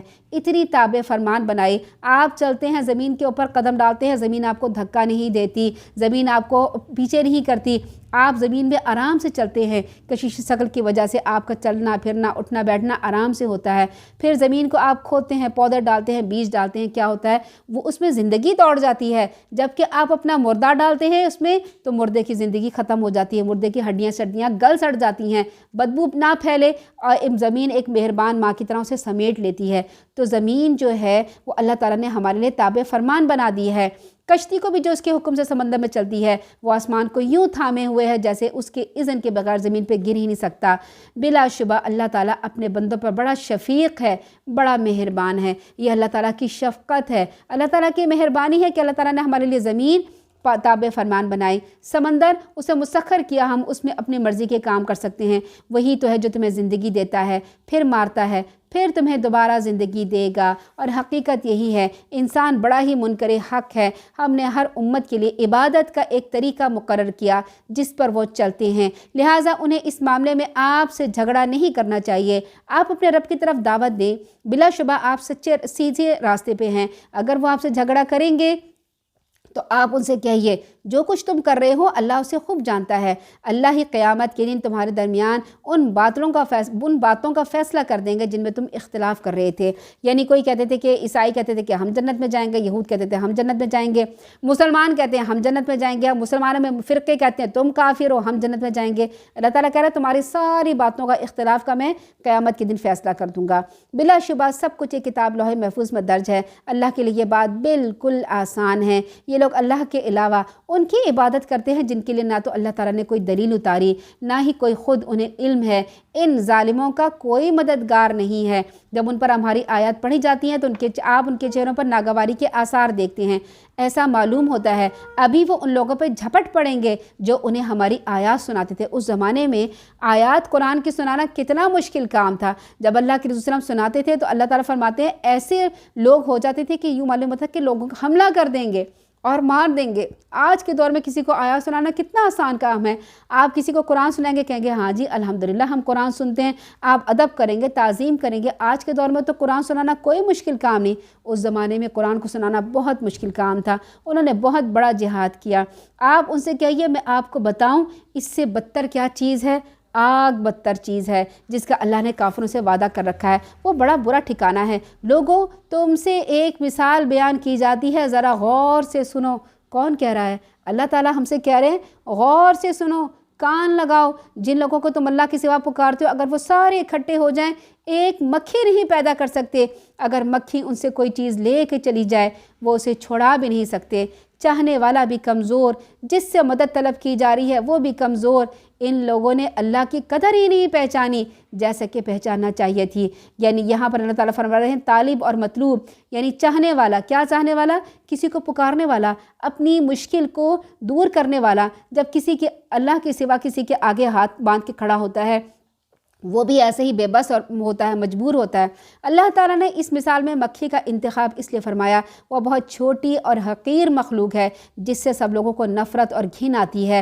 اب جو لوگ اللہ کے علاوہ کسی دوسرے سے اپنی حاجات طلب کرتے ہیں، انہوں نے خود اپنے آپ کو کمزور سمجھ کر ہی اپنے معبود سے حاجت طلب کی، لہٰذا اس کی کمزوری میں کوئی شبہ نہیں۔ جس سے مراد طلب کی جا رہی ہے، جس کے آگے ہاتھ پھیلایا جا رہا ہے اللہ کے علاوہ، اس کا اپنا حال یہ ہے، اگر وہ ایک مکھی جیسی حقیر مخلوق بھی پیدا نہیں کر سکتا، بلکہ اس کے سامنے جو نظر نیازیں پیش کی جا رہی ہیں ان پر مکھی بیٹھ جائے اور اس مکھی بیٹھ کے اس میں سے کھانے کا کوئی حصہ لے کے چلی جائے، تو یہ بت اسے واپس بھی نہیں کر سکتے۔ یہ کسی ایک معبود کا مسئلہ نہیں، سارے معبود مل کر ایک مکھی پیدا نہیں کر سکتے۔ مکھی کیا، مکھی کا پر بھی پیدا نہیں کر سکتے، نہ اس کی چھینی ہوئی چیز کو چھڑا سکتے ہیں۔ اب آپ یہ کہیں گے کہ ہاں ہمارے پاس ہم ایسا کر سکتے ہیں کہ ہم ایسی انسٹرومنٹ ایجاد کر لیں، مکھی کوئی چیز لے کے گئی ہے، ہم اسے پکڑ لیں اور اس کے منہ سے چھڑا لیں۔ اب آپ کو پتہ ہے ہر چیز کرنا تو آسان ہے، اتنی خوربینیں، اتنے مائکروسکوپ اور ایسے انسٹرومنٹ آ گئی ہیں کہ اڑتی ہوئی مکھی کے پر گنے جا سکتے ہیں، سب کچھ۔ تو لوگ یہ کہہ سکتے ہیں کہ بھائی مکھی جو چیز اپنے منہ کے ساتھ لگا کے گئی ہے، ابھی ہم پکڑتے ہیں، ہم اسے مار ہی دیتے ہیں، تو اس کا مطلب یہ ہوا کہ ہم نے اسے چھڑا لی۔ اللہ تعالیٰ فرماتے ہیں نہیں، جب آپ نے سائنس کو دیکھا ہے اور اس کے اوپر ریسرچ کی ہے تو پتہ چلا ہے کہ مکھی کی سونڈ ہوتی ہے۔ آپ نے دیکھا ہے مکھی کی سونڈ ہوتی ہے اور سونڈ سے وہ ایسے آگے اس کو جو چیز کو اس نے ہاتھ لگانا ہوتا ہے اور اس نے کھانا ہوتا ہے، وہ اس سونڈ اپنی ٹچ کرتی ہے اس چیز کے اوپر۔ جب مکھی کسی چیز کھانے کی چیز کو ٹچ کرتی ہے تو مکھی وہ اس کو ایبزارب کرتی ہے اور اس کو وہ سونڈ میں اس کا کھانا ایبزارب ہو جاتا ہے، یعنی جو بھی اس نے اپنی سونڈ کے ساتھ چپکایا کھانا سونڈ کے اندر ایبزارب ہو گیا۔ ایبزارب ہونے کے بعد وہ اپنے منہ میں لے کے جاتی ہے۔ یعنی اگر وہ آپ سے کوئی چیز چھڑا کے لے گئی، کوئی مٹھائی اس نے ہاتھ میں اپنی سونڈ کی چپکا لی، اس نے اپنے پیٹ کے باہر ہی اسے ایبزارب کر لیا۔ اب آپ اسے پکڑ لیں تو ایبزارب کی بھی چیز آپ کے ہاتھ میں آئے گی نا، وہ چیز تو ہاتھ میں نہیں آئے گی جو آپ سے ہاتھ سے اٹھا کے لے گئے۔ تو اللہ تعالیٰ فرما رہے ہیں کہ جس سے تم ہاتھ میں آگے باندھ کے کھڑے ہو جاتے ہو، وہ اتنے مجبور ہیں کہ مکھی جیسی حقیر چیز سے بھی اس سے چھینا ہوا جو وہ چھین کے آپ سے لے جاتی ہے وہ آپ نہیں چھڑا سکتے۔ آپ لوگ اتنے کمزور، جس سے مانگ رہے ہیں وہ اتنا کمزور، تم لوگوں نے اللہ کی قدر نہیں پہچانی۔ اللہ تعالیٰ فرماتا ہے ان لوگوں نے میری قدر نہیں کی جیسے کہ میری قدر کرنی چاہیے تھی۔ ہم لوگ بھی ایسی کہتے ہیں نا، اگر کوئی ہمیں کسی فنکشن میں نہ بلائے، ہم سب اکٹھے ہوں کسی خاندان میں، کوئی ہمارے پاس ہم انتظار کرتے ہیں کہ فلاں آ کے ہمیں سلام کرے گا، فلاں آ کے ہم سے بات کرے گا، بھئی آپ خود مل کے چلے جائیں، نہیں، فلاں آ کے ہم سے کرے گا۔ اگر وہ بندہ بھول گیا یا اس نے اگنور کر دیا تو ہم کیا شکایت کرتے ہیں، فلاں نے ہماری قدر نہیں کی، ہمیں بلایا تھا ہمارے پاس آیا نہیں، ہم بیمار ہوئے تھے ہماری بیمار پرسی نہیں کی، ہم گئے تھے ہم سے سلام کرنے ہی نہیں آیا، منہ پھیر کے چلا گیا، تو کیا کہتے ہیں، ہماری قدر نہیں کی، اس بندے نے ہمیں ویلیو نہیں دی، تو ہم اس سے ناراض ہو جاتے ہیں۔ اللہ تعالیٰ فرماتے ہیں تم لوگوں نے میری قدر نہیں کی، تم ایسے بندے کے ہاتھ، ایسے معبود کے ہاتھ باندھ کے کھڑے ہو گئے ہو، وہ کچھ نہیں کر سکتا، تم نے میری قدر نہیں کی، مجھے کوئی عزت نہیں دی۔ اللہ تعالیٰ فرماتے ہیں میں تو بہت قوت والا ہوں، میں قوی ہوں اور عزیز ہوں۔ عزیز کا مطلب ہوتا ہے غالب، غلبے والا، ایسا غلبہ کہ انسان کو، کہ ایک قوم کو تہس نہس کر دے، کسی کو بھی کر سکتا ہے۔ اللہ تعالیٰ فرماتے ہیں میری اتنی بڑی قوت ہے، میں عزیز غلبے والا ہوں، تم نے میری قوتوں کی، ان صفات کی قدر نہیں کی۔ ایسے شخص کے ہاتھ، ایسے طاغوت کے آگے ہاتھ باندھ کے کھڑے ہوئے ہو کہ وہ مکھی جیسی چیز نہیں بنا سکتے۔ مکھی کیا، مکھی کا پر۔ اب آپ کہیں گے اتنی بڑی بڑی فیکٹریاں ہیں، دیکھیں لوگ کہاں کہاں ترقی یافتہ پہنچ گئے ہیں، آسمان میں انہوں نے سیارے ستارے چھوڑ دیے، مریخ پہ انہوں نے سیٹلائٹ چھوڑ دیے، طرح طرح کی چیزیں ایجاد کر لیں، لیکن کیا کوئی اپنی فیکٹری میں مکھی کا ایک پر بنا سکتا ہے؟ مکھی کی ایک ٹانگ بنا سکتا ہے؟ نہیں بنا سکتا، نہیں ایجاد کر سکتا۔ آرٹیفیشل چیزیں بن سکتی ہیں لیکن جو اللہ تعالیٰ نے بنائی ہے وہ نہیں بنا سکتا۔ اللہ تعالیٰ بڑا طاقتور ہے، ہر چیز پہ غالب ہے۔ اللہ پیغام رسانی کے لیے بھی فرشتوں میں سے رسول چن لیتا ہے، لوگوں میں سے بھی، بے شک اللہ تعالیٰ سب کچھ جاننے والا ہے، سب کچھ دیکھنے والا ہے، سمیع بصیر۔ اللہ تعالیٰ ہماری باتیں بھی سن رہا ہے، اس وقت ہمیں بھی دیکھ رہا ہے، وہ اسے بھی جانتا ہے جو کچھ ان کے سامنے ہے، اسے بھی جو ان سے اوجھل ہے۔ تمام کے تمام معاملات اللہ تعالیٰ کی طرف لوٹائے جاتے ہیں۔ اے لوگو جو ایمان لے آئے ہو، رکوع کرو، سجدہ کرو، اپنے پروردگار کی عبادت کرو، نیک کام کرو تاکہ تم کامیاب ہو جاؤ۔ اور یہاں پر سجدے کی آیات آ گئی ہیں، یہاں پہ سجدہ کر لیجئے۔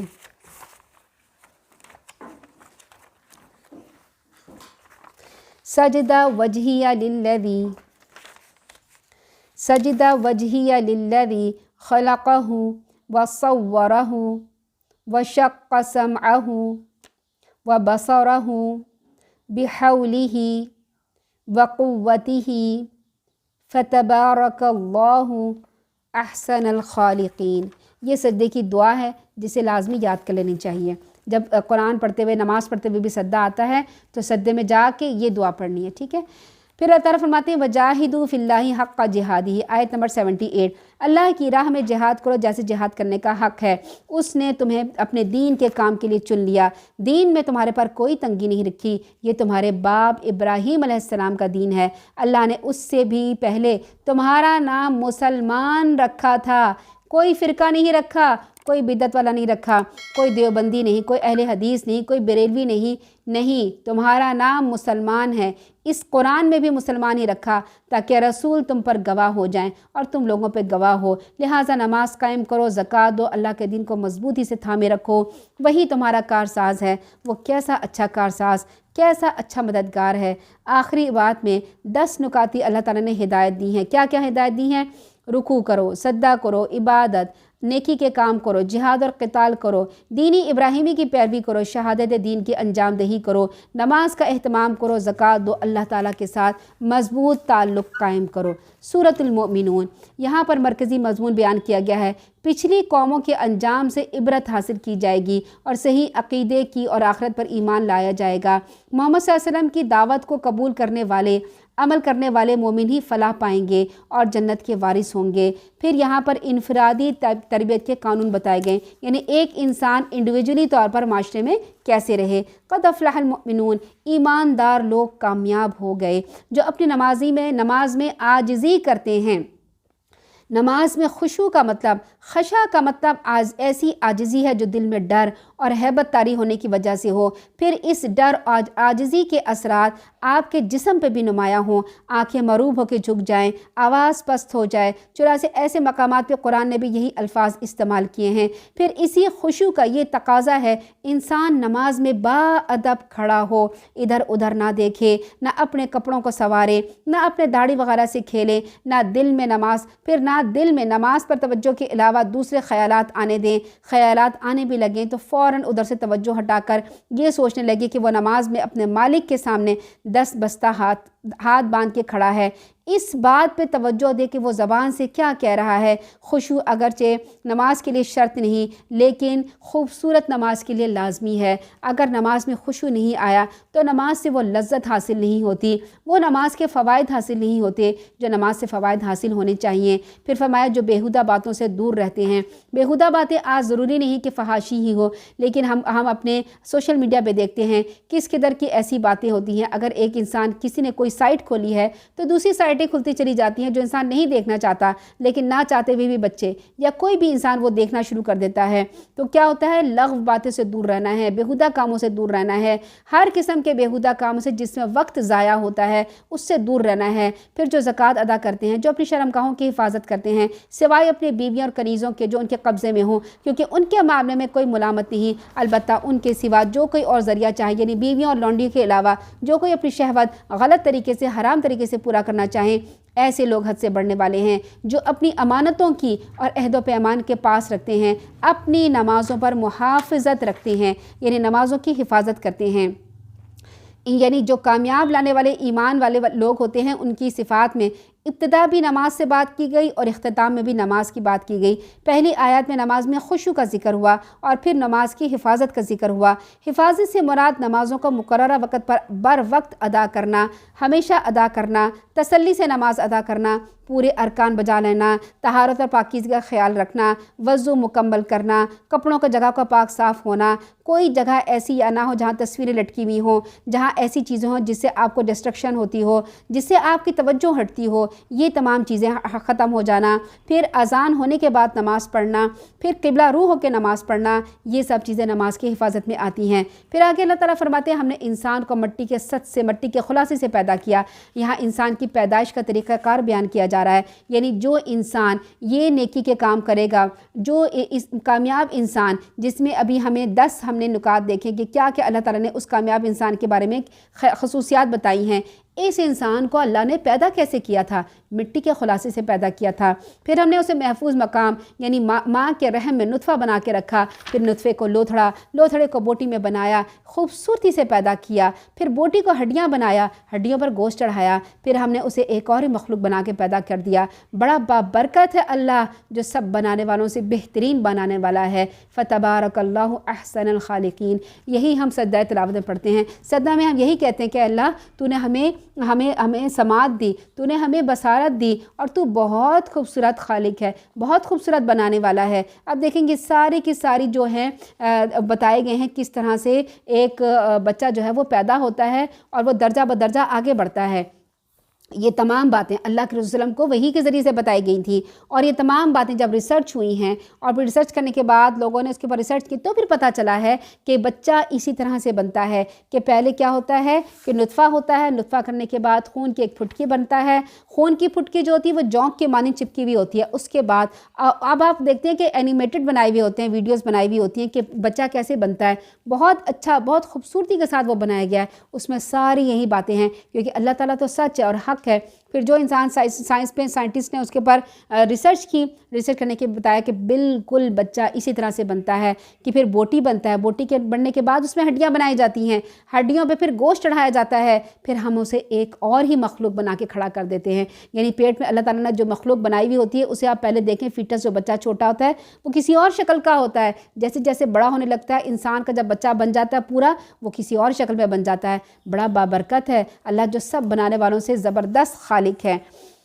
फिर उसके बाद तुम्हें ज़रूर मरना है, फिर यकीनन तुम क़यामत के दिन दोबारा उठाए जाओगे। हमने तुम्हारे ऊपर 7 तबके आसमान के पैदा किए, हम अपने मखलूक से गाफिल नहीं हैं। यानी अल्लाह ताला फरमा रहे 7 तबकात मैंने पैदा किए, 7 आसमान तह बतह उसमें मखलूक़ात हम सबको जानते हैं, तो क्या तुम्हें नहीं जानेंगे?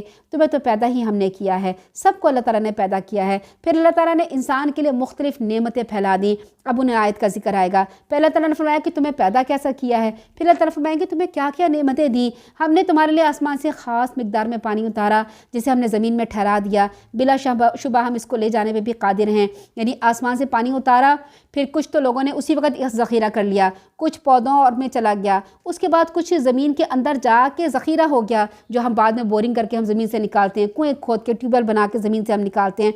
फिर कुछ पानी को अल्लाह ताला ने पहाड़ों में जमा दिया बर्फ़ की सूरत में। जब गर्मियाँ होती है रिस के पानी हमारी दरियाओं में आता है, हमारी कमी को पूरा करता है। हम इस बात पे नहीं कादिर थे कि हम उसको ज़ख़ीरा कर लेते। फिर अल्लाह फरमाते फिर हमने इस पानी से खजूरों अंगूरों के बाग पैदा किए जिनसे तुम बहुत से फल खाते हो और उन्हें तुम खाते हो। इसी पानी से तूरे सीना में एक दरख्त उगता है जो रोगन लिए यानी तेल लिए हुए होता है, खाने वालों को सालन का काम देता है। ये जैतून का दरख्त है। शाम और फ़लस्तीन इस दरख्त का असली वतन है। तूरे सीना का जिक्र इसलिए किया गया कि इस इलाके का मशहूर मकाम है। इस दरख्त की उम्र, इसका कद व कामत, इसका फैलाव बहुत ज़्यादा होता है। जैसे हमारे यहाँ बरगद का दरख्त होता है, उस बरगद के दरख्त में इतना फैलाव होता है, ऐसे वहाँ पर जो जैतून का उसका असली मकाम है, घर है, वहाँ पर उसके बहुत बड़ा दरख्त पाया जाता है। जैतून के दरख्त से तेल वाफर मिकदार में हासिल होता है। यहीं से ये तेल दुनिया के अक्सर मकामात पर जाता है। तिब्बी लिहाज से ये तेल बहुत मुफीद होता है। बहुत से लोग इसके फल का अचार डालते हैं। इसके तेल को सालन के तौर पर इस्तेमाल करते हैं। सालन में घी की जगह इस्तेमाल किया जाता है। और फिर यहाँ पर अल्लाह ताला ने इसी अफादियत के पेश नज़र अल्लाह ताला ने सूरह 3 में भी जैतून की कसम खाई है। तो जैतून का तरफ फरमाते हैं कि उससे रोगन निकलता है, खाने वालों के लिए साना का काम होता है। नेज़ तुम्हारे लिए चौपाइयों में भी इबरत का सामान है जो उनके पेटों में होता है। उसमें से एक चीज़ दूध हम तुम्हें पिलाते हैं, बहुत से तुम्हें फ़ायदे हासिल होते हैं। देखें नर और मादा होता है, नर और मादा यानी आदमी और औरत सब कुछ खाते हैं। एक जानवर का जिस्म है और एक नर है और एक मादा, खाते वो एक ही खुराक है, एक ही चारा खाते हैं। अल्लाह ताला ने मादा के जिस्म में ऐसी चीज़ रखी है, ऐसी मशीनरी फिट की है कि उस चारे से ऐसा साफ़ पाकीज़ा दूध निकलता है कि उसको देख के दिल खुश हो जाता है। उसके मुकाबले में आप गोबर को देखें, खून को देखें, देख कर दिल मुकद्दर होता है और उसके करीब भी जाने को दिल नहीं करता। लेकिन उन्हीं के बीच में से अल्लाह ताला ऐसे निथरा हुआ दूध निकालता है। ये कौन करता है? ये सिर्फ़ अल्लाह ताला करने पे कादिर है, कोई और नहीं कर सकता। پھر اللہ تعالیٰ آگے حضرت نوح علیہ السلام کا قصہ بیان کرتے ہیں۔ نیز ان کشتیوں پر اللہ تعالیٰ فرماتے ہیں کہ ان میں سے تم بعض کو کھاتے ہو، پھر ان پر اور ان کی کشتیوں پر تم سوار بھی ہوتے ہو۔ ہم نے نوح علیہ السلام کو اس کی قوم کی طرف بھیجا، اس نے کہا اے میری قوم اللہ کی عبادت کرو جس کے سوا تمہارا کوئی معبود نہیں، کیا تم ڈرتے نہیں ہو؟ اس کی قوم کے جن سرداروں نے ماننے سے انکار کیا کہنے لگے یہ تو تمہارا ہی جیسا انسان ہے جو چاہتا ہے کہ تم پہ برتری حاصل کرے، یعنی وہاں کے لوگ یہ کہہ رہے تھے کہ یہ چونکہ ہمارے پر لیڈر بننا چاہتے ہیں حضرت نوح علیہ السلام، اس لیے یہ ساری باتیں ایسے کر رہی ہیں۔ اگر اللہ چاہتا نا تو فرشتے نازل کر دیتا، یعنی نوح علیہ السلام کو نہیں بھیجتا، کوئی فرشتہ بھیج دیتے ہیں۔ یہ تو ہم نے اپنے باپ اپنے آباء و اجداد کے وقتوں میں کبھی سنی نہیں، ہمیں نہیں پتہ کہ کوئی پیغمبر ایسا آیا تھا اور ایسی باتیں کی تھیں، یہ تو کوئی نئی بات نوح علیہ السلام کر رہے ہیں۔ پھر فرماتے ہیں وہ تو ایک ایسا آدمی ہے جسے جنون ہو گیا ہے، لہٰذا کچھ مدت اور انتظار کرو شاید وہ ٹھیک ہو جائے۔ نوح علیہ السلام نے دعا کی اے میرے پروردگار ان لوگوں نے جو مجھے جھٹلا دیا تو اس پر میری مدد فرما۔ تب ہم نے نوح علیہ السلام کی طرف وحی کی کہ ہماری نگرانی میں ہماری ہدایت کے مطابق ایک کشتی بناؤ۔ یہاں پہ دیکھیں، یہاں پہ اللہ تعالیٰ فرمایا بِأَعْيُنِنَا، ہماری دو آنکھوں کے سامنے۔ اس کا مطلب یہ نہیں ہے کہ ہم ان آنکھوں پہ غور کرنا شروع کر دیں اور سوچنا شروع کر دیں اور تحقیق کرنا شروع کر دیں اللہ کی کیسی آنکھیں ہیں، کیا ہیں، دیکھتے ہیں، نہیں، یہ اللہ تعالیٰ کی ذات ہے۔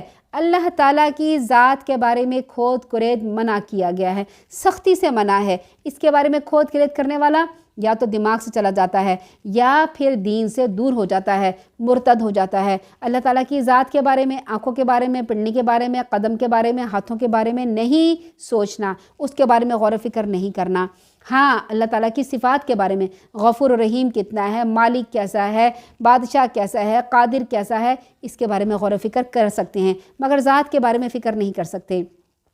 اللہ تعالیٰ نے فرمایا ہماری نگرانی میں ہمارے سامنے ایک کشتی بناؤ، پھر جب عذاب کے لیے ہمارا حکم آ جائے، تندور ابلنے لگے، ہر قسم کے جوڑے سے دو نر اور مادہ اس کشتی میں بٹھا لینا، اپنے گھر والوں کو بھی سوائے ان کے جن کے خلاف پہلے ہی فیصلہ صادر ہو چکا ہے۔ جن لوگوں نے ظلم کیا ان کے بارے میں مجھ سے بات نہ کرو کیونکہ وہ غرق ہو جائیں گے، یا پھر جب تم اور تمہارے جو ہمراہ میں کشتی ہو جم کے بیٹھ جاؤ، پھر کہنا سب تعریف اللہ کے لیے ہے جس نے ہمیں ظالم لوگوں سے نجات دی۔ یہ بھی کہنا کہ میرے پروردگار مجھے برکت والی جگہ اتارنا، تو سب سے بہترین اتارنے والا ہے۔ اس واقعے میں کئی نشانیاں ہیں اور آزمائش تو ہم کر کے ہی رہتے ہیں۔ پھر ان کے بعد ہم نے ایک اور نسل کو پیدا کیا تو ان کی طرف انہی میں سے ایک رسول بھیجا جس نے اس نے کہا کہ ایک اللہ کی عبادت کرو جس کے سوا کوئی معبود نہیں، کیا تم ڈرتے نہیں ہو؟ اس کی قوم کے جن سرداروں نے اس دعوت کو ماننے سے انکار کر دیا اور آخرت کی ملاقات کو جھٹلا دیا جنہیں ہم نے دنیا کی زندگی میں عیش و آرام دے رکھا تھا، کہنے لگے یہ تو تمہارے ہی جیسا ایک انسان ہے، وہی کچھ کھاتا پیتا ہے جو تم کھاتے پیتے ہو، وہی کرتا ہے جو تم کرتے ہو۔ اگر تم نے اپنے ہی جیسے کسی آدمی کی اطاعت کر لی پھر تو تم بڑے نقصان میں پڑ جاؤ گے۔ وہ یہ کہتا ہے کہ تم مر جاؤ گے تو مٹی اور ہڈیاں بن جاؤ گے تو تم دوبارہ اٹھائے جاؤ گے۔ یہ تو عقل میں بات آتی ہی نہیں ہے جس کا وعدہ کیا جا رہا ہے۔ زندگی تو بس یہی دنیا کی زندگی ہے، ہم مرتے ہیں، جیتے ہیں، پیدا ہوتے ہیں، یعنی زندگی کا ایک سسٹم چل رہا ہے، ہم ہرگز دوبارہ اٹھائے نہیں جائیں گے۔ یعنی یہاں یہ بتایا جا رہا ہے مشرکین مکہ میں بھی بعض لوگ خاص قسم کے دہریے تھے اور جسے ہم آج کل کے دور میں ایتھیسٹ کہتے ہیں، وہ تھے اور مادہ پرست تھے، میٹیریلسٹ تھے، سب کچھ دنیا کی زندگی کو سمجھتے تھے۔ وہ پکے یقین کے ساتھ کہتے تھے ہم دوبارہ کبھی نہیں اٹھیں گے، جیسے آج کے مادہ پرست لوگ کہتے ہیں، آج کے ایتھیسٹ کہتے ہیں۔ اللہ تعالیٰ فرماتے ہیں یہ ایک ایسا آدمی ہے جس نے اللہ پر جھوٹ باندھا، ہم کبھی اس کی بات نہیں مانیں گے۔ اس رسول نے دعا کی پروردگار ان لوگوں نے مجھے جھٹلا دیا تو اس پر تو میری مدد فرما۔ اللہ تعالیٰ نے فرمایا تھوڑے ہی عرصے بعد یہ اپنے کیے پر پچھتائیں گے۔ چنانچہ ٹھیک حق کے مطابق ایک ہیبت ناک چیخ نے انہیں آ لیا تو ہم نے انہیں خس و خاشاک بنا کے رکھ دیا، سو ظالم لوگوں کے لیے پھٹکار ہی پھٹکار ہے۔ آیت نمبر 42 میں فرمایا پھر ان کے بعد ہم نے کئی اور قوموں کو پیدا کیا، کوئی بھی قوم نہ اپنے وقت سے پہلے ختم ہوئی اور نہ اس وقت کے بعد ٹھہر سکی۔ پھر اس کے بعد ہم نے پے در پہ اپنے رسول بھیجے، جب بھی کسی قوم کے پاس اس کا رسول آتا وہ اسے جھٹلا دیتے، تو ہم ایک قوم کے بعد دوسری قوم کو ہلاک کرتے رہے۔ اس سے کیا پتہ چلتا ہے؟ اللہ تعالیٰ قوموں کی تعداد نہیں چاہیے، قوموں کی کثرت نہیں چاہیے، قوموں کی ترقی نہیں چاہیے، صرف ایک اللہ کو ماننا چاہیے، صرف ایک اللہ کی عبادت چاہیے۔ جو نہیں کرتا تو اللہ تعالیٰ اس کو عذاب دے کے ہلاک کر دیتا ہے۔ اللہ تعالیٰ کو کسی قوم کی ترقی سے کیا مطلب؟ ترقی تو اللہ تعالیٰ نے ہی خود دی ہے۔ پھر اللہ تعالیٰ نے انہیں افسانے بنا دیا، ان لوگوں پہ پھٹکار ہو جو ایمان نہیں لاتے۔ آیت نمبر 45 میں فرمایا پھر ہم نے موسیٰ اور اس کے بھائی ہارون کو معجزہ روشن دلیل دے کر بھیجا۔ فرعون اور اس کے سردار تو اکڑ گئے، وہ تھے ہی سرکش لوگ، کہنے لگے کیا ہم اپنے ہی 2 آدمیوں پر ایمان لائے جب کہ ان کی قوم ہماری غلام ہے۔ اب یہاں پہ دیکھیں فرعون کی سرکشی اور تکبر کا ذکر کیا جا رہا ہے۔ اب اگر ہم شروع کی آیتیں دیکھیں جو نیک صفات کے بعد کی آیتیں تھیں، اس میں اللہ تعالیٰ نے یہ بتایا تھا کہ انسان کیسے بنتا ہے، نطفے سے کیسے بنتا ہے، گوشت۔ اب وہ انسان کیا خود بخود بن جاتا ہے؟ اللہ تعالیٰ آرڈر دیتے ہیں، اللہ تعالیٰ اپنی نگرانی میں انسان کو بناتے ہیں، اللہ تعالیٰ ہی ہمیں وہاں بھی خوراک دیتے ہیں، اللہ تعالیٰ نے ہمارے ہاتھ بنائے، پیر بنائے، آنکھیں بنائیں۔ اللہ تعالیٰ چاہتا تو اس وقت آرڈر نہیں دیتا اس کے ہاتھ نہ بناؤ، اس کے پیر نہ بناؤ، یہ پیدا ہو تو اندھا پیدا ہو، یہ پیدا ہو تو بہرا پیدا ہو، یہ پیدا ہو تو گونگا پیدا ہو۔ اللہ تعالیٰ ہمیں ایسے کر سکتا تھا، دائمی مریض بنا سکتا تھا۔ اللہ تعالیٰ نے ہمیں اتنا اچھا بنایا، پوری طرح سے اللہ تعالیٰ نے صحیح سالم سب کچھ بنایا۔ اللہ کا شکر ادا کرنا ہے۔ سب سے بڑا شکر اللہ تعالیٰ کا کیا ہے؟ اس کے ساتھ کسی کو شریک نہ کیا جائے، کیونکہ شیطان نے کہا تھا کہ میں ان کو ناشکرہ بناؤں گا۔ ناشکرہ کیسے بنائے گا؟ دوسروں کی عبادت کر کے۔ جو شرک کرتے ہیں، جو بدعت کرتے ہیں، جو گمراہی کرتے ہیں، وہ ناشکری کرتے ہیں اللہ تعالیٰ کی۔ اللہ تعالیٰ کو ایک مان کر اس کی عبادت کرنا اللہ تعالیٰ کا شکر ہے۔ فرعون اس نے یہ نہیں سوچا کہ وہ کس طرح سے بنا۔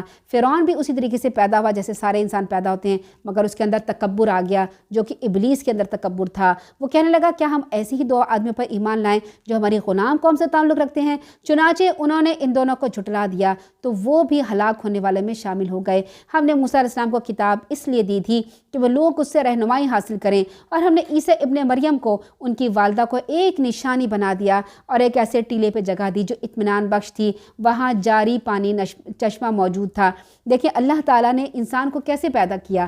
نطفے سے پیدا کیا۔ نطفہ کہاں سے آتا ہے؟ مرد اور عورت کے ملنے سے نطفہ آتا ہے۔ نطفے سے پھر بچے کے آگے اس کے آہستہ آہستہ گریجولی اس میں جو کلیویج ہوتی ہے، اس کی تقسیم ہوتی ہے، ڈویژن ہوتی ہے، پھر جا کے آگے وہ بچہ بنتا ہے۔ لیکن اللہ تعالیٰ اس کے علاوہ بھی بچہ بنا سکتا ہے۔ اللہ تعالیٰ مجبور نہیں ہے کہ اسی طریقے کے مطابق بنائے۔ اللہ تعالیٰ نے حضرت عیسیٰ علیہ السلام کو بغیر نطفے سے بنایا، یہ بتا کے اللہ تعالیٰ نے میں مجبور نہیں ہوں، میں قواعد کے علاوہ، میں اس طریقے کے علاوہ بھی بچہ پیدا کر کے دکھا سکتا ہوں۔ حضرت مریم علیہ السلام کو حضرت عیسیٰ دیا، اور کیسے جلیل القدر پیغمبر دیے کہ جب وہ پیدا ہوئے، جب وہ آئے تو پیدا ہوتے ساتھ ہی انہوں نے بات چیت کی۔ پھر اس کے بعد طرح طرح کے ان کے معجزات دیے گئے۔ پھر اللہ تعالیٰ فرماتے اے پیغمبروں کی جان مات، پاکیزہ چیزیں کھاؤ، نیک عمل کرتے رہو، جو کچھ تم کرتے ہو میں اسے خوب جانتا ہوں۔ یہ تمہاری امت ایک ہی امت ہے، میں تمہارا پروردگار ہوں، لہٰذا مجھ سے ڈرو۔ پھر لوگوں نے اپنے دین کے کام کو آپس میں ٹکڑے ٹکڑے کر لیا۔ کوئی کہتا ہے ہم قرآن کی اس بات پہ عمل کریں گے، کوئی کہتا ہے ہم جہاد کریں گے نہیں، کوئی کہتا ہے جہاد نہیں کریں گے، کوئی کہتا ہے ہم پردہ کریں گے، کوئی کہتا ہے ہم نہیں کریں گے۔ مختلف آیتوں کو لے کے اپنے اپنے مختلف مسلک بنا لیے اور آپس میں لڑ رہے ہیں، جھگڑ رہے ہیں۔ لہٰذا ان کا قصہ چھوڑ دو، وہ ایک خاص مدت تک اپنے مدہوشی میں پڑے رہے۔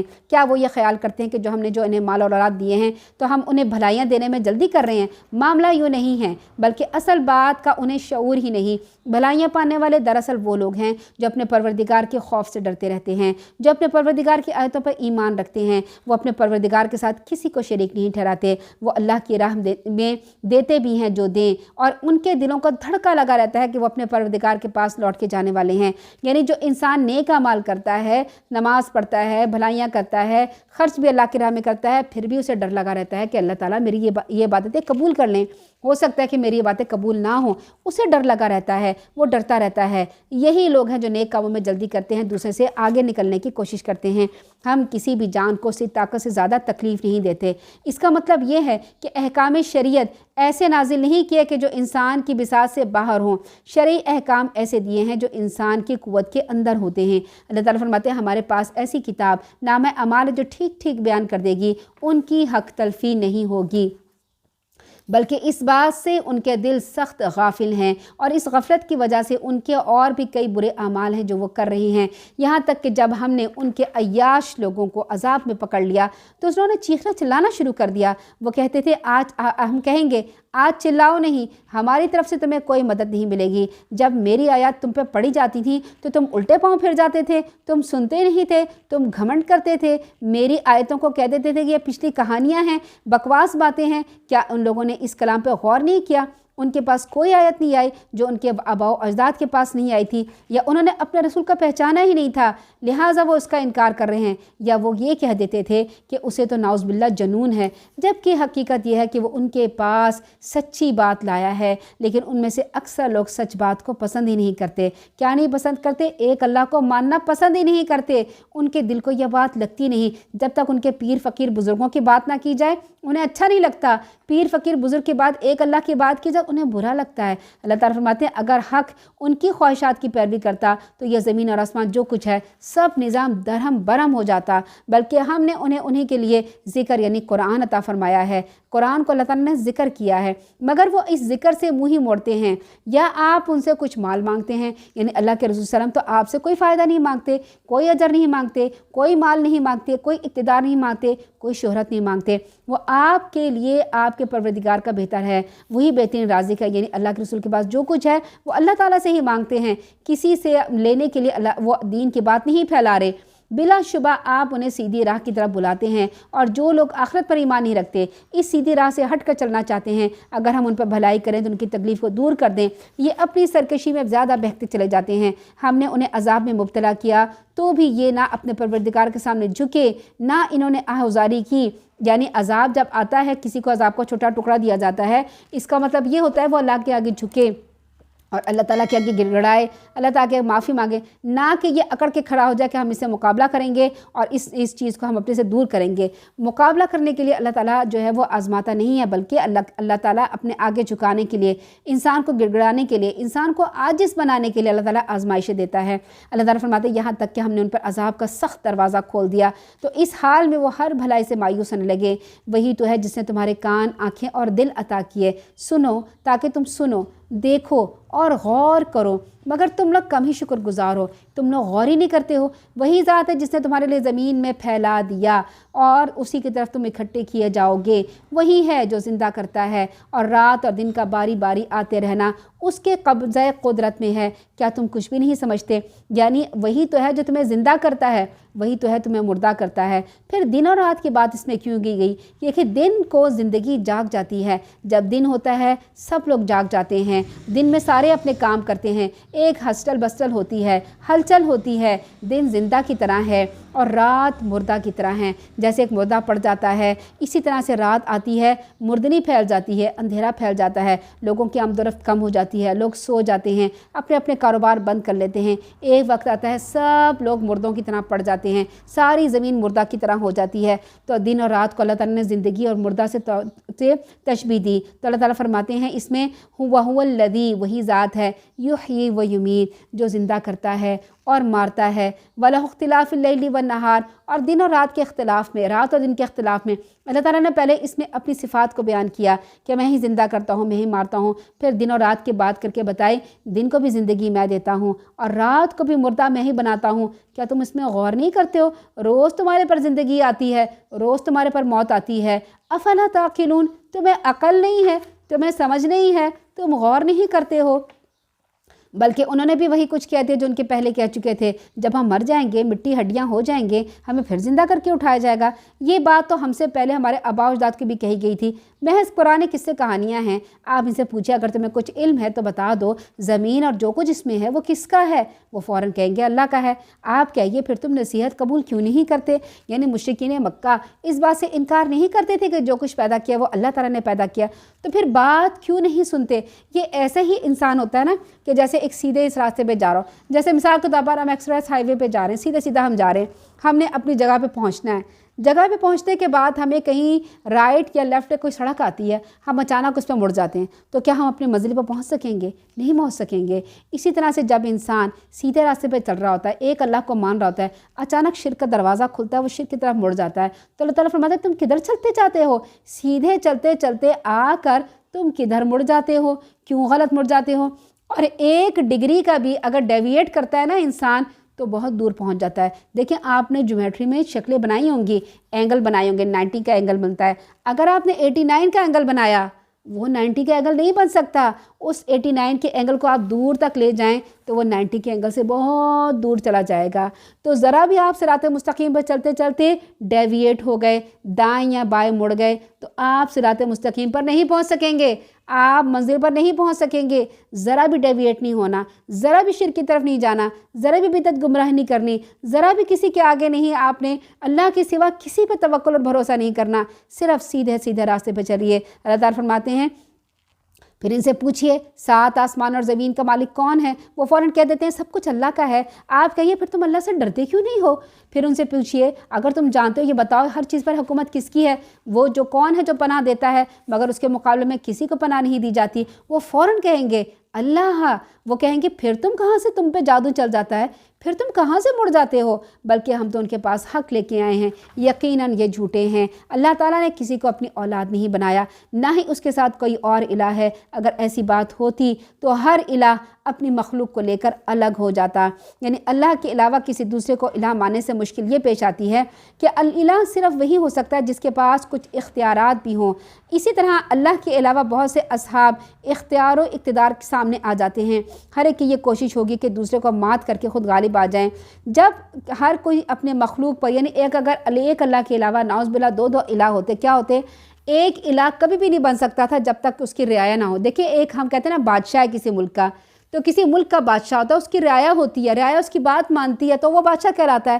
اگر ایسے ملک میں اکیلا آدمی بیٹھا ہو اور اس کی کوئی رعایا نہ ہو، وہ کہے ہم بادشاہ، ہم مانیں گے اس کو کہ بادشاہ ہے؟ ہم کہیں گے تمہاری رعایا کا ہے، تمہاری بادشاہت کہاں چل رہی ہے؟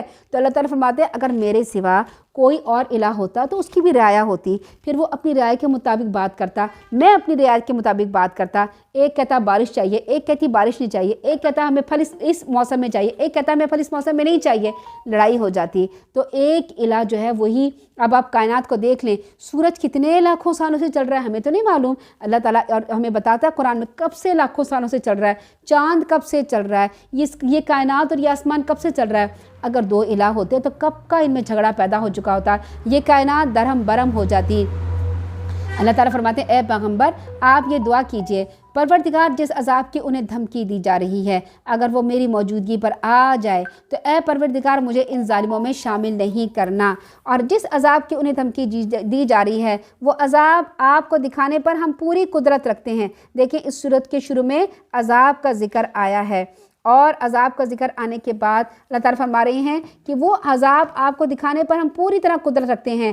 آپ بری بات کے جواب میں بھی ایسی بات کہیے جو بہت اچھی ہو۔ جو کچھ یہ لوگ بیان کرتے ہیں ہم اسے خوب جانتے ہیں، نیز یہ بھی دعا کرتے رہیے کیجیے وَقُلْ رَبِّ أَعُوذُ بِكَ مِنْ هَمَزَاتِ الشَّيَاطِينِ وَأَعُوذُ بِكَ رَبِّ أَنْ يَحْضُرُونِ۔ آیت نمبر 97 اور 98 یہ وسوسے کی دعا ہے۔ جب بھی کوئی وسوسہ آئے، کوئی اکساہٹ آئے، کوئی آپ کو ڈپریشن میں لے جائے، یہ آپ دعا پڑھیں، اور دعا کا مطلب ہے میں شیطان کی اکساہٹوں سے آپ کی پناہ مانگتا ہوں، اس بات سے بھی آپ کی پناہ مانگتا ہوں کہ وہ میرے پاس آئیں۔ یہ لوگ اپنی کارستانیوں میں لگے رہیں گے یہاں تک کہ ان میں سے جب کسی کو موت آئے گی تو کہے گا پروردگار مجھے دنیا میں واپس بھیج دے جسے میں چھوڑ کے آیا ہوں، امید ہے اپنے نیک عمل کروں گا۔ اللہ تعالیٰ فرمائیں گے ہرگز نہیں ایسا ہو سکتا، بس یہ ایک بات ہی جو انہوں نے کہہ دیا۔ جو لوگ کہیں گے نا وہاں جا کے کہ ہم ایک دفعہ واپس مڑ جائیں، وہ عذاب کو دیکھ کے کہیں گے کہ ہمیں واپس ہو جائے۔ پھر اللہ تعالیٰ فرماتے ہیں دیکھنے کے بعد تم عذاب دیکھ لو گے، اس کے بعد دنیا میں جاؤ گے تو تمہارا امتحان کا ہے کا امتحان تو تمہارا ختم ہو جائے گا۔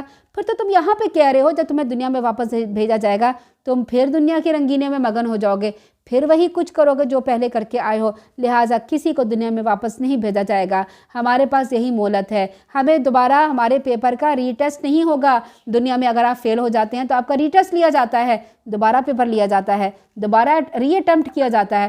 آپ کو ری اٹیمپٹ کرنے کا موقع نہیں دیا جائے گا، دوبارہ ری اٹیمپٹ کرنے کا کوئی سوال نہیں، یہی ایک ہے جس میں آپ نے پیپر دینا ہے اور اس میں پاس لازمی ہونا ہے انشاءاللہ اللہ تعالیٰ کی مدد سے۔ پھر اللہ تعالیٰ فرماتے ہیں جب سور پھونک دیا جائے گا تو ان کے درمیان کوئی رشتہ باقی نہیں رہے گا، نہ ہی اس دن کوئی ایک دوسرے کا حال پوچھے گا۔ اس دن جن کے پلڑے بھاری ہوں گے وہ کامیاب ہوں گے، جن کے ہلکے ہوں گے تو یہی وہ لوگ ہیں جنہوں نے اپنے آپ کو خسارے میں رکھا، وہ ہمیشہ جہنم میں رہیں گے۔ ان دو آیات میں قیامت کے دن کا دوسرا منظر پیش کیا گیا ہے جبکہ ہر شخص کا اعمال کا ٹھیک ٹھیک وزن کیا جائے گا، اور پلڑا بھاری ہونے سے یہاں مراد نیکیوں والا پلڑا ہے۔ اصل چیز جو پلڑے کو بھاری اور وزندار بنا سکتی ہے وہ کلمہ توحید اور اس پر استقامت ہے، پھر اسی کے مطابق عمل صالح اس کی تائید کریں گے۔ نیکیوں کا پلڑا جھکنے پر فوراً صاحب عمل کو معلوم ہو جائے گا کہ وہ دنیا کے امتحان میں پاس ہو گیا، اس کی خوشی کی کوئی انتہا نہیں رہے گی۔ جس کی نیکیوں کا پلڑا ہلکا ہوگا اوپر اٹھ جائے گا اور برائیوں کا پلڑا بھاری ہوگا، ایسے لوگ اس امتحان میں فیل اور ناکام ہو جائیں گے۔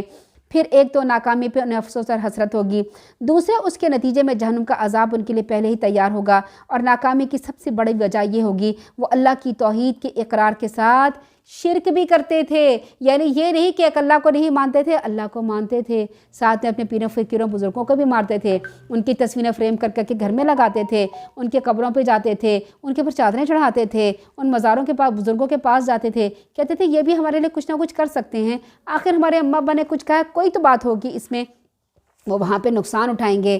پھر اللہ تعالیٰ فرماتے ہیں وہاں پہ ان کو جہنم میں ڈال دیا جائے گا، ان کی آگ ان کے چہروں کو جھلسا دے گی، ان کے جبڑے باہر نکلے ہوں گے۔ جب ایک انسان یا کوئی بھی جب کسی کو اس کو آگ لگتی ہے تو کیا ہوتا ہے، اسکن سمٹ جاتی ہے، اسکن سمٹنے کے بعد ساری چیزیں واضح نظر آنے لگتی ہیں، آنکھوں ہڈیاں جب اسکن جل جاتی ہے گل جاتی ہے تو کیا ہوتا ہے، اندر سے ڈھانچہ نظر آنا شروع ہو جاتا ہے۔ انہیں کہا جائے گا کیا تم پر میری آیت نہیں پڑھی جاتی تھی، تم انہیں جھٹلا دیا کرتے تھے؟ وہ کہیں گے پھر پروردگار ہم پر ہماری بڑی کمبختی لاحق آ گئی، ہم واقعی بڑے گمراہ لوگ تھے، پروردگار ہمیں اس آگ سے نکال دے، اگر ہمیں دوبارہ ایسا کرنا قصور کریں ہم واقعی ظالم ہیں۔ قرآن میں ایک اور جگہ پہ آتا ہے جب آگ ان کو لی جائے گی تو کہیں گے اے پروردگار ایک دن کی ہمیں چھٹی دے دے، تھوڑی دیر کے لیے ہمیں چھٹی دے دے، جیسے ہم دنیا میں چھٹی پہ خوش ہوتے ہیں نا، ایسے وہاں پہ ہم چھٹی مانگیں گے۔ اس وقت اللہ تعالیٰ فرمائیں گے کوئی چھٹی نہیں، یہ لگاتار عذاب ہے، مستقل عذاب ہے، مستقل عذاب ملتا رہے گا۔ دیکھیں اگر ہمارے ہاں گرمیاں لازمی ہو جائیں، 12 مہینے گرمی ہو جائے جیسے جون جولائی میں، ہم تو بڑے تنگ آ جائیں گے کہ اللہ یہ مستقل گرمی میں ہمارا سانس رک رہا ہے، گرمی ہم سے برداشت نہیں ہو رہی۔ مستقل سردی ہو، مستقل سردی سے تنگ آ جاتے ہیں۔ ایسے ممالک ہیں جیسے UK وغیرہ، وہاں پہ مستقل بارشیں ہوتی ہیں، لوگ ڈپریشن کا شکار ہو جاتے ہیں، لوگ اپنے رشتہ داروں کیا بھاگتے ہیں کہ وہاں ڈپریشن ہو رہا ہے۔ ایک جیسا ماحول، ایک جیسا موسم انسان کو بیزار کر دیتا ہے، ڈپریشن میں چلا جاتا ہے۔ وہاں تو ایک جیسے ماحول کی بات ہی کیا، وہاں تو مستقل عذاب دیا جائے گا اور انہیں ایک سیکنڈ کی بھی چھٹی نہیں ہوگی۔ اللہ تعالیٰ فرمائیں گے دور رہو، مجھ سے دور ہو جاؤ، اسی آگ میں پڑے رہو، مجھ سے بات نہیں کرو۔ بات یہ ہے کہ جب میرے بندے یہ کہتے تھے کہ اے پروردگار ہم ایمان لے آئے، ہمیں بخش دے، ہم پہ رحم کر کیونکہ تو ہی سب سے بہتر رحم کرنے والا ہے، تو تم لوگ ان کا مذاق اڑاتے تھے، یہاں تک کہ اس مشغلے نے تمہیں میری یاد بھی بھلا دی، تو ان لوگوں پر ہنسا کرتے تھے۔ آج میں نے انہیں ان کے صبر کا بدلہ دے دیا، وہی کامیاب ہیں۔ بلا شبہ اللہ تعالیٰ ان سے پوچھے گا بتاؤ تم کتنے سال زمین میں رہے؟ وہ کہیں گے کوئی ایک دن کا حصہ یا اس میں ذرا سے بھی کوئی تھوڑے دن۔ یہ بات تو تم شمار کرنے والے سے پوچھو، یعنی جو شمار کرنے والے لوگ ہوتے ہیں ان سے پوچھو۔ اللہ تعالیٰ فرمائے گا واقعی تم تھوڑا ہی عرصہ وہاں ٹھہرے ہو، کاش یہ تم اس وقت بھی بات جانتے ہوتے، یعنی اس وقت تم نے قدر کر لی ہوتی۔ کیا تم نے یہ سمجھ رکھا تھا کہ ہم نے تمہیں بیکار پیدا کیا ہے، تم ہمارے پاس واپس نہیں آؤ گے؟ اللہ تعالیٰ بہت بڑی شان والا ہے۔ اللہ تعالیٰ فرماتے ہیں میں بہت بڑی شان والا ہوں، میں حقیقی بادشاہ ہوں، میرے علاوہ کوئی الہ نہیں، میں عرش عظیم کا مالک ہوں، اور جو شخص میرے ساتھ کسی اور کو پکارے گا جس کے پاس کوئی دلیل نہیں تو اس کا حساب تو میں ذمہ لے لوں گا۔ ایسے کافر کبھی کامیاب نہیں ہوں گے۔ دیکھیں یہاں پر کیا بات ہوئی، لا یفلح الکافرون، ایسے لوگ فلاح نہیں پائیں گے، اور جو لوگ فلاح پائیں گے وہ اس صورت کے شروع میں بیان کر دیے گئے 10 لوگ۔ کون کون سے فلاح پائیں گے؟ جو خوشی اختیار کرتے ہیں، جو لغو باتوں سے دور رہتے ہیں، جو زکوٰۃ ادا کرتے ہیں، اور پھر جو اپنی شرم گاہوں کی حفاظت کرتے ہیں، جو اپنی نمازوں کی حفاظت کرتے ہیں، وہ کامیاب ہوں گے۔ اور یہاں پہ کن کا ذکر ہے؟ جو کامیاب نہیں ہوں گے۔ اپنا مقابلہ کر لیجئے، اپنا موازنہ کر لیجئے، ہم کہاں پہ کس کے ساتھ کھڑے ہیں۔ آپ اللہ سے دعا کیجئے اے پروردگار مجھے بخش دیجئے، مجھ پر رحم کیجئے، تو ہی سب رحم کرنے والوں سے اچھا رحم کرنے والا ہے۔ رب اغفر وارحم وانت خیر الراحمین۔ سورۃ النور، سورۃ انزلناها وفرضناها، یہ ایک سورت ہے جسے ہم نے نازل کیا، اس کے احکام کو لوگوں پر فرض کر دیا۔ اس سورت میں انفرادی تربیت مومنوں کے لیے اور معاشی تربیت کا ذکر کیا گیا ہے، یعنی ایک انسان کیسے اچھا ہو سکتا ہے اور ایک انسان سے ہی معاشرہ بنتا ہے۔ اصلاح معاشرے کے لیے 4 احکامات یہاں دیے گئے ہیں۔ دعوی توحید کی وجہ سے منافقوں نے حضرت عائشہ پہ تہمت لگائی تھی، یعنی حضرت عائشہ پہ جب تہمت لگائی تھی منافقوں نے، کس بات سے جیلس ہو کے کہ اللہ کے رسول کیوں ایک اللہ کی طرف بلاتے ہیں، اللہ کے رسول کو کیوں پیغمبری مل گئی، کیوں وہ وہی دیتے تھے۔ تو منافقوں کا سردار جو تھا وہ اس نے کیا الزام لگا دیا، حضرت عائشہ رضی اللہ تعالیٰ پہ تہمت لگا دی، اور یہ کس وجہ سے لگائی کہ اللہ کے رسول صلی اللہ علیہ وسلم دعوت تبلیغ دیتے تھے، ایک الہ کو ماننے کا حکم دیتے تھے۔ یہ ایسی صورت ہے جسے ہم نے نازل کیا، اس کے احکام کو اللہ تعالیٰ فرما رہے ہیں میں نے فرض کر دیا ہے، یعنی ایسے احکام نہیں ہے کہ تم ان کو کبھی چھوڑ دو، یہ اس میں واضح آیات نازل فرما دی تاکہ تم سبق حاصل کرو۔ زانی عورت ہو یا زانی مرد ہو، ان دونوں میں سے ہر ایک کو 100 درے لگاؤ، اور اگر تم اللہ اور آخرت کے دن پر یقین کرتے ہو تو اللہ کے دین کا معاملہ تمہیں ان دونوں میں سے کسی پر ترس نہ آنا چاہیے۔ مسلمانوں میں سے ایک گروہ ان کی سزا کے وقت موجود ہونا چاہیے۔ یہاں پر کچھ سزاؤں کا ذکر کیا گیا ہے، یعنی اسلام نے سب سے پہلے فحاشی کے ذرائع کو روک دیا ہے۔ سورہ احزاب میں جو اس سے تقریباً 1 سال پہلے نازل ہوئی تھی، اس میں مسلمان عورتوں کو حکم دیا کہ وہ محرم رشتہ داروں کے علاوہ کسی کے سامنے اپنے زیب و زینت ظاہر نہیں کر سکتی تھیں۔ ان کا اصل مقام گھر ہے، لہٰذا دور جاہلیت کی طرح گھر سے باہر اپنی زیب و زینت کا اظہار بھی نہیں کر سکتی۔ اگر ضرورتاً جانا پڑے تو بڑی چادر اوڑھ کے جایا جا سکتا ہے۔ پھر سورہ نور میں مزید ایسے احکامات دیے جو فحاشی کے روکنے کا ذریعہ تھے، یعنی فحاشی روکنے سے کیا ہوتا ہے کہ معاشرے میں زنا رک جاتا ہے، اور زنا نہ ہو تو معاشرہ امن و سکون کا گہوارہ ہوتا ہے۔ لیکن فحاشی کی طرف جانے کے، زنا کے جانے کے جو ذرائع ہوتے ہیں، ان ذرائع کو اللہ تعالیٰ نے روکا۔ یعنی کیا ہے کہ اگر پردے کے بغیر جائیں گے، عورت بن سنور کے جائے گی تو فحاشی کی جو ہے وہ زنا جو ہے وہ اس کے بہت قریب ہو جائے گی، اس کے راستے کھل جائیں گے۔ تو معاشرے میں جو لوگ اکیلے ہوں، کنوارے ہوں، خواہ عورتیں ہوں یا مرد، غلام ہوں یا لونڈیاں، بیوہ ہوں یا متعلقہ، یا ایسے مرد ہوں جن کی بیویاں فوت ہو چکی ہیں، سب کے نکاح کر دیے جائیں۔ ہمارے ہاں یہ لازم ہے کہ کوئی طلاق یافتہ عورت ہے یا مرد، اس کی شادی کر دی جائے، کوئی بیوہ مرد ہے یا عورت، اس کی شادی کر دی جائے، کوئی بچہ والا ہے، وہ اس کا بچے ہیں لیکن وہ ابھی اس کی کوئی جوڑ نہیں ہے، اس کی شادی کر دی جائے، اور کنواری لڑکیوں کی شادی، کوئی بھی معاشرے میں ایسا آدمی نہ رہے جس کی شادی نہ ہو، کیونکہ جس کی شادی نہیں ہوتی پھر وہ اپنی ضروریات پوری کرنے کے لیے، خواہشات نفس پورے کرنے کے لیے غلط راستے اختیار کرتا ہے۔ نکاح کے سلسلے میں انہیں تمام سہولیات دی گئیں، اس کے باوجود بھی یہ لوگ مہر کی رقم یا بیوی کے نفقے کی بھی طاقت نہیں رکھتے، انہیں پاک دامن رہنے، روزہ رکھنے کی ہدایت کی گئی۔ یعنی جو لوگ نکاح نہیں کر سکتے اور ان کے پاس اتنے پیسے نہیں تو پھر کیا کریں وہ کہ وہ روزہ رکھیں۔ روزہ رکھنے سے کیا ہوتا ہے کہ ان کا نفس کنٹرول رہتا ہے، پھر وہ غلط راستے پہ نہیں جاتے۔ پھر اللہ تعالیٰ فرماتے ہیں کہ شادی شدہ مرد اور عورت کا زنا شدید ترین جرم ہے، اور اس جو شادی شدہ لوگ مرد اور عورت زنا کرتے ہیں ان کی سزا رجم ہوتی ہے، یعنی پتھر مار مار کے ان کو مار دیا جاتا ہے۔ کیونکہ کنوارے مرد اور کنواری عورتوں سے جب زنا ہوتا ہے تو کیونکہ ان کے پاس شہوت کی تکمیل کا کوئی ذریعہ نہیں ہوتا، لہٰذا قرآن نے ایسے لوگوں کو کیا کہا ہے کہ ان کی سزا کچھ اور ہوگی۔ رہا شادی شدہ مرد اور عورت کا زنا، تو یہ دو لحاظ سے اثر جرم سے شدید ہوتا ہے۔ ایک یہ کہ ایسا شخص نکاح کے معاہدے کے ساتھ اپنے ساتھی کے ساتھ عہد شکنی کرتا ہے، اس کے ساتھ دھوکہ دہی کرتا ہے۔ دوسرا، ایک جائز ذریعہ تکمیل خواہش ہونے کے باوجود وہ اس جرم کا ارتکاب کرتا ہے، یعنی حلال راستہ اس کے بعد موجود تھا، اس کے باوجود وہ حرام راستے کو اپناتا ہے۔ ایسے لوگوں کو شدید قسم کی سزا دی جاتی ہے۔ پھر اللہ تعالیٰ فرماتے ہیں کہ جب حد قائم کرنے کے بغیر، حد کا مطلب یہ ہوتا ہے کہ کوئی ایسا جرم کیا جائے جس کی سزا ملے۔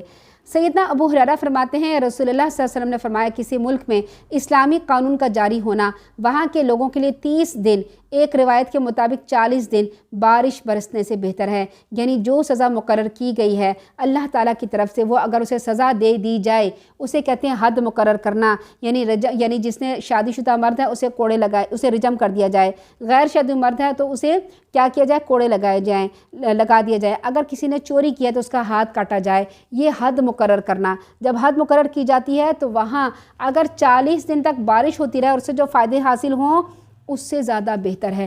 کیونکہ ہوتا یہ ہے کہ جب ایک حد مقرر کر دی جاتی ہے اور ہمیں پتہ چلے کہ فلاں شخص کو اس بات کی سزا ملی ہے کہ اس نے زنا کیا ہے، تو بہت سے لوگ جو زنا کرنا چاہتے ہیں وہ رک جاتے ہیں، تو معاشرے میں فحاشی رک جاتی ہے، برائی رک جاتی ہے، لڑکیوں کی عزتیں محفوظ ہو جاتی ہیں۔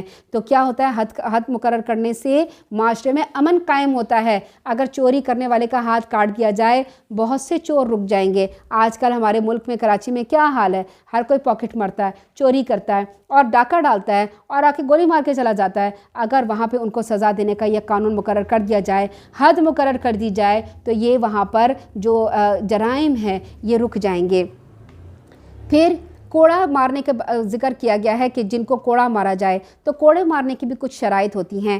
कोड़ा ऐसा नहीं होना चाहिए जो ना ज़्यादा सख्त हो कि 100 कोड़े मारने पर चमड़ी ही उधेड़ डालें और गोश्त नंगा हो जाए। नहीं, ऐसे नहीं मारना चाहिए, बल्कि ना और इतना ज़्यादा नरम भी ना हो कि जिसकी के मुजरिम को लगा कि उसको सज़ा दी जा रही है, बल्कि ऐसा कोड़ा होना चाहिए जो ना बिल्कुल नया हो, ना सख्त हो, ना ज़्यादा पुराना हो और ना नरम हो, ना ऐसा सख्त हो कि कोड़े मारने वाला जल्लाद भी ऐसे कोड़े ना मारे कि ऐसा मालूम हो कि वो अपना कोई ज़ाती इंतकाम ले रहा हो। ना वो पीछे से दौड़ दौड़ के पूरे ज़ोर से कोड़े मारे और ना बिल्कुल आहिस्ता मारे कि जिसकी मुजरिम को तकलीफ़ ही ना हो, बल्कि दरमियानी रविश इख्तियार करे। और वह दरमियानी रविश ये है कि 100 कोड़े खाने के बाद ना उसका गोश्त नंगा हो, ना ऐसा होना चाहिए कि 100 कोड़े खाने के बाद वो मर जाए या बेहोश होकर गिर पड़े या उसके बदन का कीमा उड़ने लगे।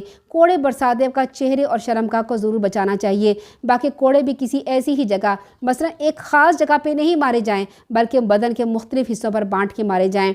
मर्द को यह सज़ा खड़ा करके और औरत को बिठा के सज़ा दी जाए। मर्द का जिस्म नंगा हो तो भी ठीक है, मगर औरत का जिस्म छुपा हुआ होना चाहिए, मगर बदन पे इतना मोटा कपड़ा ना हो कि सज़ा के असर को ही कम कर दे। फिर अगर मुजरिम कमज़ोर हो तो 100 कोड़ों की तादाद किस्तों में भी की जा सकती है, यानी रोज़ाना 25-30 कोड़े लगा दिया जाएं। बहुत ज़्यादा कमज़ोर हो तो झाड़ू वगैरह से, जिसमें 100 तिनकों हो, उससे सज़ा देकर हद पूरी कर ली जाए। अगर औरत हामला है या नफास में हो तो बच्चे को दूध पिलाती हो तो सज़ा को उस वक़्त तक ठहर दिया जाए, मुअख्खर कर दिया जाए कि औरत उस बच्चे से फ़ारिग हो जाए, दूध पिलाने से फ़ारिग हो जाए, या हामला है तो उससे हमल से फ़ारिग हो जाए।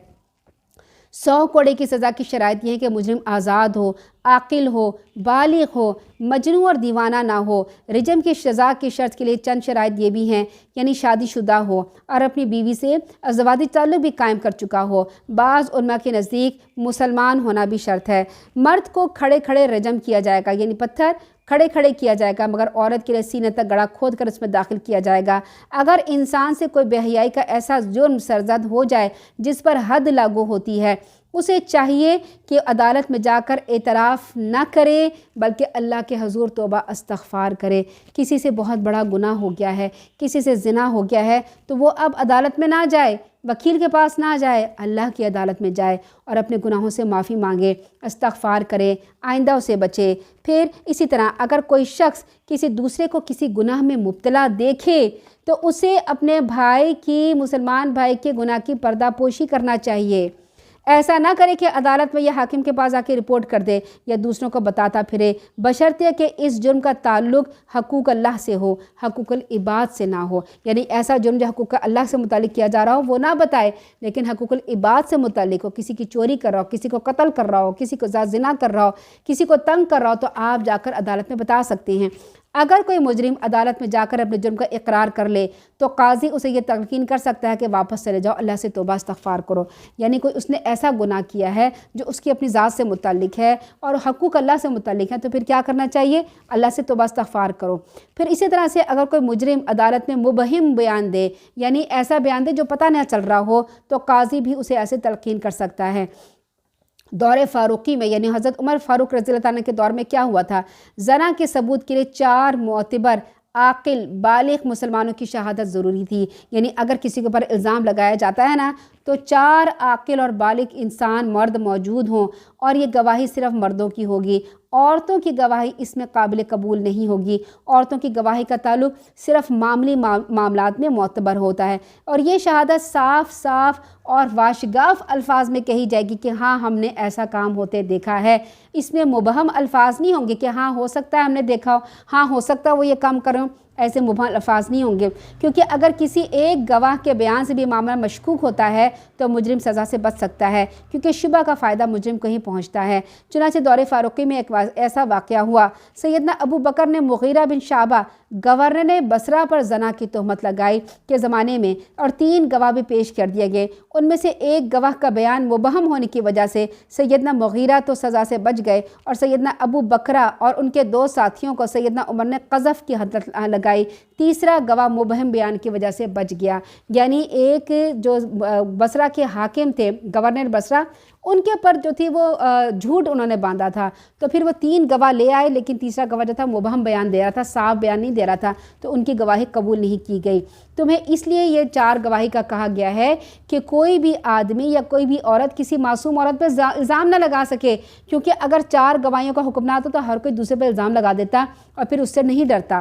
پھر اللہ تعالیٰ فرماتے ہیں تمہیں ان دونوں میں سے کسی پر ترس نہیں آنا چاہیے، اور مسلمانوں میں سے ایک گروہ سزا کے وقت موجود ہو، یعنی جب کوڑے پڑ رہے ہوں، ریا رجم کیا جا رہا ہو، تو مسلمانوں کی ایک جماعت موجود ہونی چاہیے. زانی نکاح نہ کریں مگر زانیہ مشرکہ عورت کے ساتھ، اور زانیہ کے ساتھ وہی نکاح کرے جو خود زانی ہو یا مشرک ہو، اور اہل ایمان پر یہ کام حرام کر دیا گیا ہے.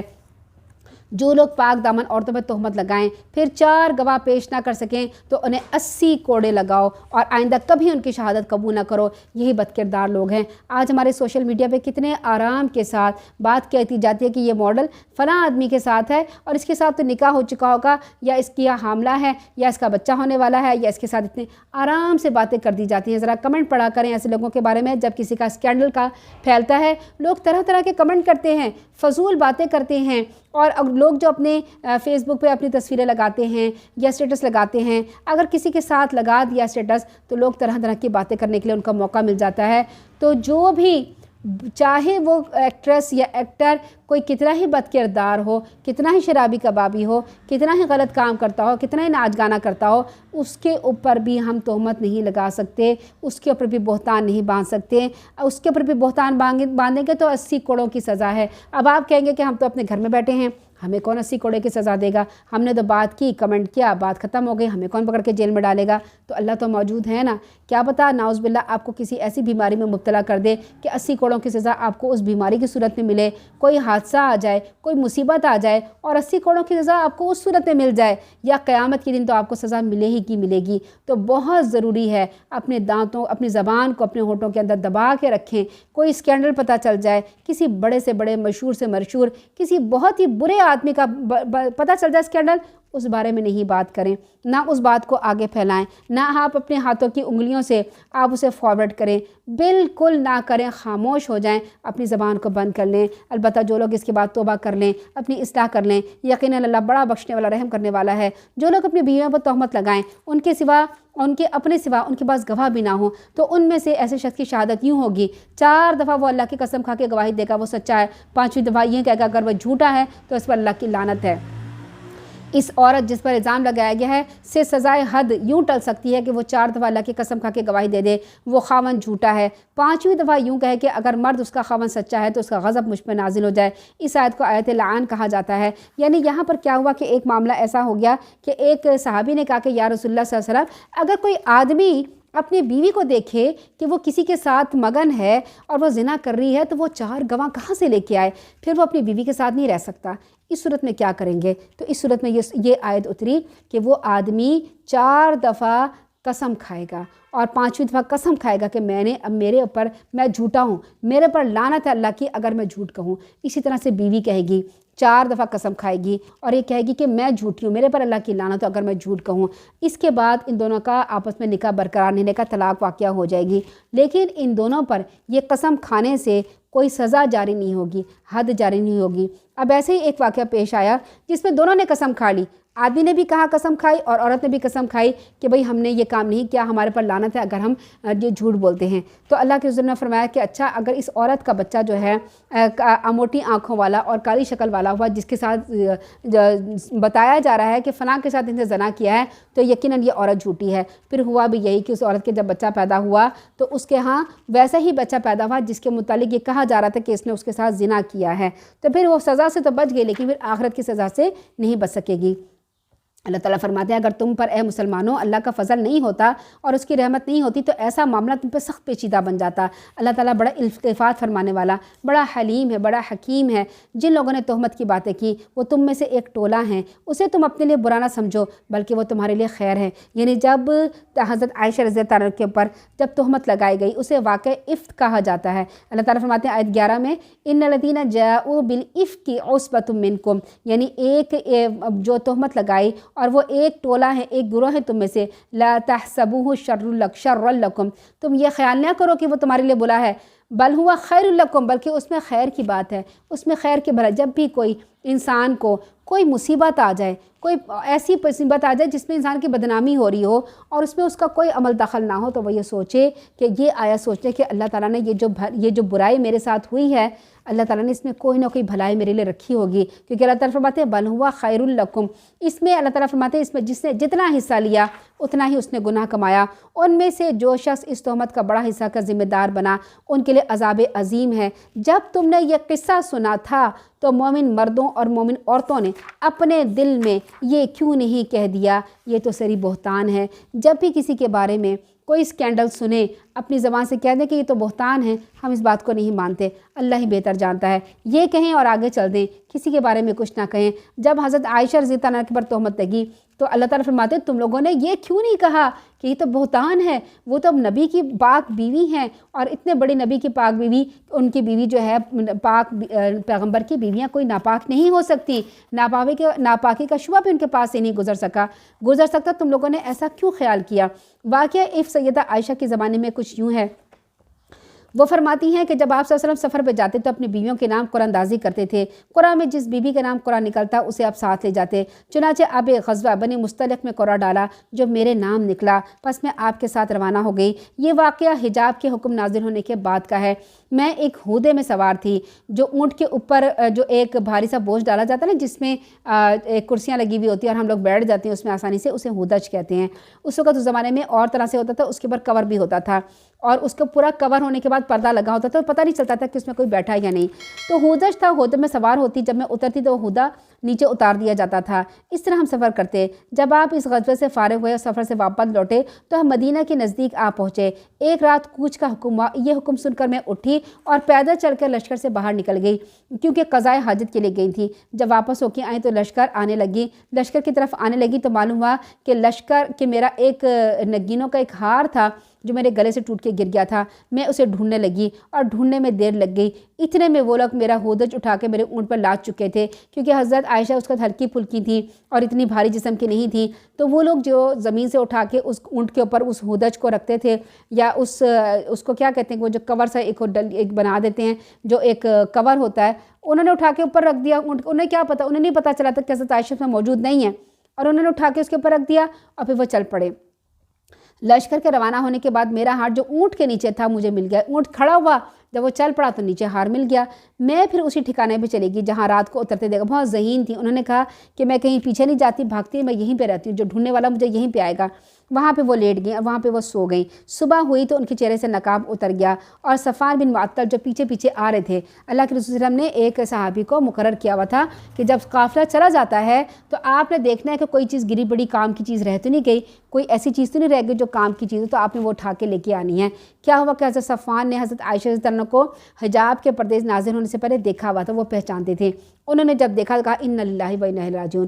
اس کے علاوہ انہوں نے کوئی بات نہیں کی۔ حضرت عائشہ بھی اٹھ کے بیٹھ گئی، انہوں نے اونٹ بٹھا دیا، وہ اونٹ کے اوپر سوار ہو گئی، اور پھر انہوں نے اپنے اونٹ کی مہار پکڑی۔ حضرت صفوان آگے چلتے رہے اور حضرت عائشہ جو تھی وہ اونٹ پہ بیٹھ گئیں۔ جب یہ قافلے کے پاس آئیں، قافلے کے وہاں پہ پہنچی تو وہاں پر جو منافق تھا اسے تو یہ مل گیا نا، ایک لنک مل گیا۔ عبداللہ بن ابی سلول جو رئیس المنافقین تھا، اسے تو منافقت کی بیماری لگی ہوئی تھی، اس نے فوراً یہ بات اڑا دی کہ نعوذ باللہ نعوذ باللہ، حضرت عائشہ رضی اللہ عنہا حضرت صفوان کے ساتھ نعوذ باللہ غلط کام کر کے آئی ہیں، اور اس نے بہت زیادہ بات بڑھا دی۔ پھر ہوا یہ کہ 1 مہینے تک اللہ کے رسول صلی اللہ علیہ وسلم جو تھے وہ ان سے کچھ کھینچے سے رہے، اور پھر ان کو بات پتہ بھی نہیں چلی۔ 1 مہینے کے بعد جب وہ قضاء حاجت کے لیے باہر جا رہی تھیں تو حضرت صفوان کی والدہ جو تھی ان کے ساتھ نہیں، دوسرے ایک صحابی تھی، ان کی والدہ کے ساتھ وہ باہر نکلی، اور باہر نکلنے کے بعد ان کا بیٹا مستہ تھا، مستہ کی ماں کے ساتھ وہ باہر نکلی قضاء حاجت کرنے کے لیے، تو ان کا پاؤں پھسل گیا۔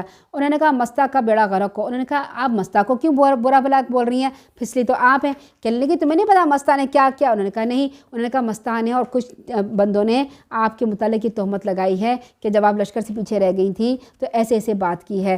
تب تو حضرت عائشہ رضی اللہ عنہا کو بہت قلق ہوا، رنج ہوا، رونے لگی، روتے پھر انہوں نے اپنے حضور صلی اللہ علیہ وسلم سے فرمایا کہ میں اپنے گھر جانا چاہتی ہوں، والدین کے گھر جانا چاہتی ہوں۔ والدین کے گھر آ گئیں، وہاں پہ اپنے والدین سے بات کی، پھر انہوں نے بتایا کہ ہاں یہ بات پھیلی ہوئی ہے، 4 بندوں نے جناب یہ بات کی تھی، اور 4 بندوں نے جو تھے وہ قریبی لوگ تھے، انہوں نے یہ بات کی تھی۔ پھر کیا ہوا، اللہ کے رسول صلی اللہ علیہ وسلم تشریف لائے اور یہ بات بڑھی اور بات بیٹھی ہوئی تھی۔ اللہ کے رسول صلی اللہ علیہ وسلم جو تھے یہ جانتے تھے کہ ان کی بیوی پاک ہیں، پاکیزہ ہیں، لیکن چونکہ لوگ بہت زیادہ بول رہے تھے، لوگوں کا منہ بند کرنے کے لیے وہ بہت پریشان تھے کہ میں لوگوں کو کیسے سمجھاؤں اور ان کی برات کیسے ظاہر کروں۔ کیا ہوا کہ اللہ تعالیٰ نے ان کے اوپر اسی وقت وحی نازل کر دی اور یہ آیت نازل فرمائیں کہ جب کوئی کسی عورت پہ، معصوم بھولی بھاری عورت پر الزام لگاتا ہے نا، تو وہ کیوں نہیں 4 گواہ لے کے آتا۔ اگر وہ 4 گواہ نہیں لے کر آئے اور وہ صاف نہیں بیان کرے کہ میں نے ایک کام ہوتا ہوا دیکھا، تو ان کو کوڑے کی سزا لگاؤ۔ تو پھر جب یہ آیت نازل ہوئی تو حضرت صلی اللہ علیہ وسلم نے عائشہ خوش ہو جاؤ، اور اللہ تعالیٰ نے تمہاری برات میں یہ آیت نازل فرما دی۔ حضرت عائشہ فرماتی ہے میں نہیں جانتی تھی کہ اللہ تعالیٰ میری برات میں ایسی آیت نازل فرما دے گا جو قیامت تک لوگ پڑھی جائیں گی۔ میں یہ سمجھتی تھی رسول صلی اللہ علیہ وسلم کو خواب میں بتا دیا جائے گا یا کسی ایسے اشارے کے ذریعے بتا دیا جائے گا، لیکن اللہ تعالیٰ نے ان کی برات میں قرآن میں آیتیں نازل کر دی جو قیامت تک کے لیے پڑھی جائیں گی۔ پھر حضرت عائشہ رضی اللہ عنہا نے اٹھ کر اللہ تعالیٰ کو سجدہ شکر ادا کیا اور اللہ تعالیٰ کا بہت شکر ادا کیا۔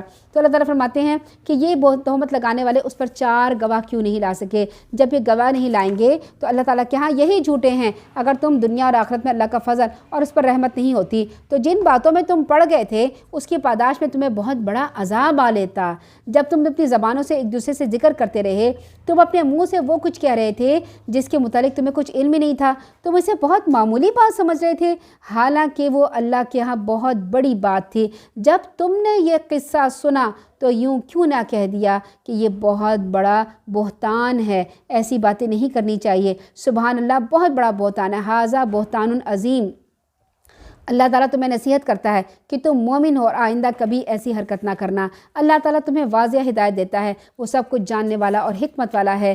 جو لوگ یہ چاہتے ہیں کہ ایمان لانے والوں میں بے حیائی پھیلے اور ان کے لیے دنیا میں بھی دردناک عذاب ہے اور آخرت میں بھی دردناک عذاب ہے، اور اس کے نتائج کو اللہ ہی بہتر جانتا ہے، تم نہیں جانتے۔ اگر تم پر اللہ کا فضل اور اس کی رحمت شامل نہیں ہوتی تو اس کے برے نتائج تمہارے سامنے آ جاتے۔ اللہ یقیناً بڑا مہربان اور نہایت رحم کرنے والا ہے۔ اے ایمان والو، شیطان کے نقش قدم پہ نہ چلو۔ جو شخص شیطان کے نقش قدم پہ چلے گا تو وہ تو بے حیائی اور برے کاموں کا ہی حکم دیتا ہے۔ اگر تم پر اللہ کا فضل نہیں ہوتا، اس کی رحمت نہیں ہوتی، تو تم میں سے کوئی بھی پاک صاف نہیں رہ سکتا تھا، مگر اللہ جسے چاہتا ہے پاک صورت بنا دیتا ہے۔ اللہ سب کچھ جاننے والا، سب کچھ جاننے والا ہے، سب کچھ سننے والا ہے۔ تم میں سے آسودہ حال لوگوں کو یہ قسم نہیں کھانی چاہیے کہ وہ قرابت دار، مسکین اور اللہ کی راہ میں ہجرت کرنے والوں کو کوئی صدقہ وغیرہ نہیں دیں گے۔ یعنی حضرت ابوبکر صدیق رضی اللہ تعالیٰ عنہ ایک ایسی صحابی کو جنہوں نے حضرت عائشہ پہ تہمت لگائی تھی، ان کو صدقہ خیرات وغیرہ دیا کرتے تھے۔ تو انہوں نے تہمت لگانے کے بعد جب ان کو پتہ چلا کہ انہوں نے میری بیٹی پہ تہمت لگائی ہے، انہوں نے صدقہ خیرات روک لیا تھا۔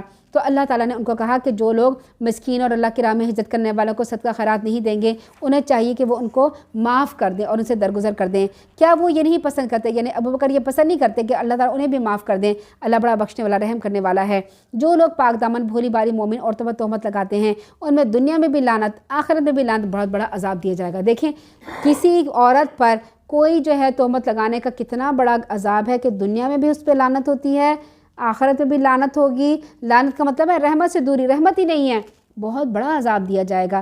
تو کتنا ضروری ہے کہ ہم بہتان تراشی سے بچیں۔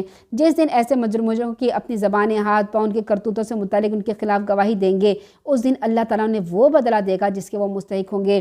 وہ جان لیں گے کہ اللہ ہی حق ہے، سچ کو سچ کر دکھانے والا۔ خبیث عورتیں خبیث مردوں کے لیے، خبیث مرد خبیث عورتوں کے لیے ہیں، پاکیزہ عورتیں پاکیزہ مردوں کے لیے ہیں، اور پاکیزہ مرد پاکیزہ عورتوں کے لیے۔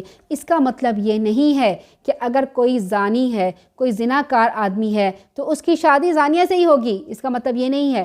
اس کا مطلب یہ ہے کہ اگر کوئی زانی، کوئی شرابی، کوئی جواری آدمی ہے تو اس کی بیوی نیک سیرت بھی ہو سکتی ہے۔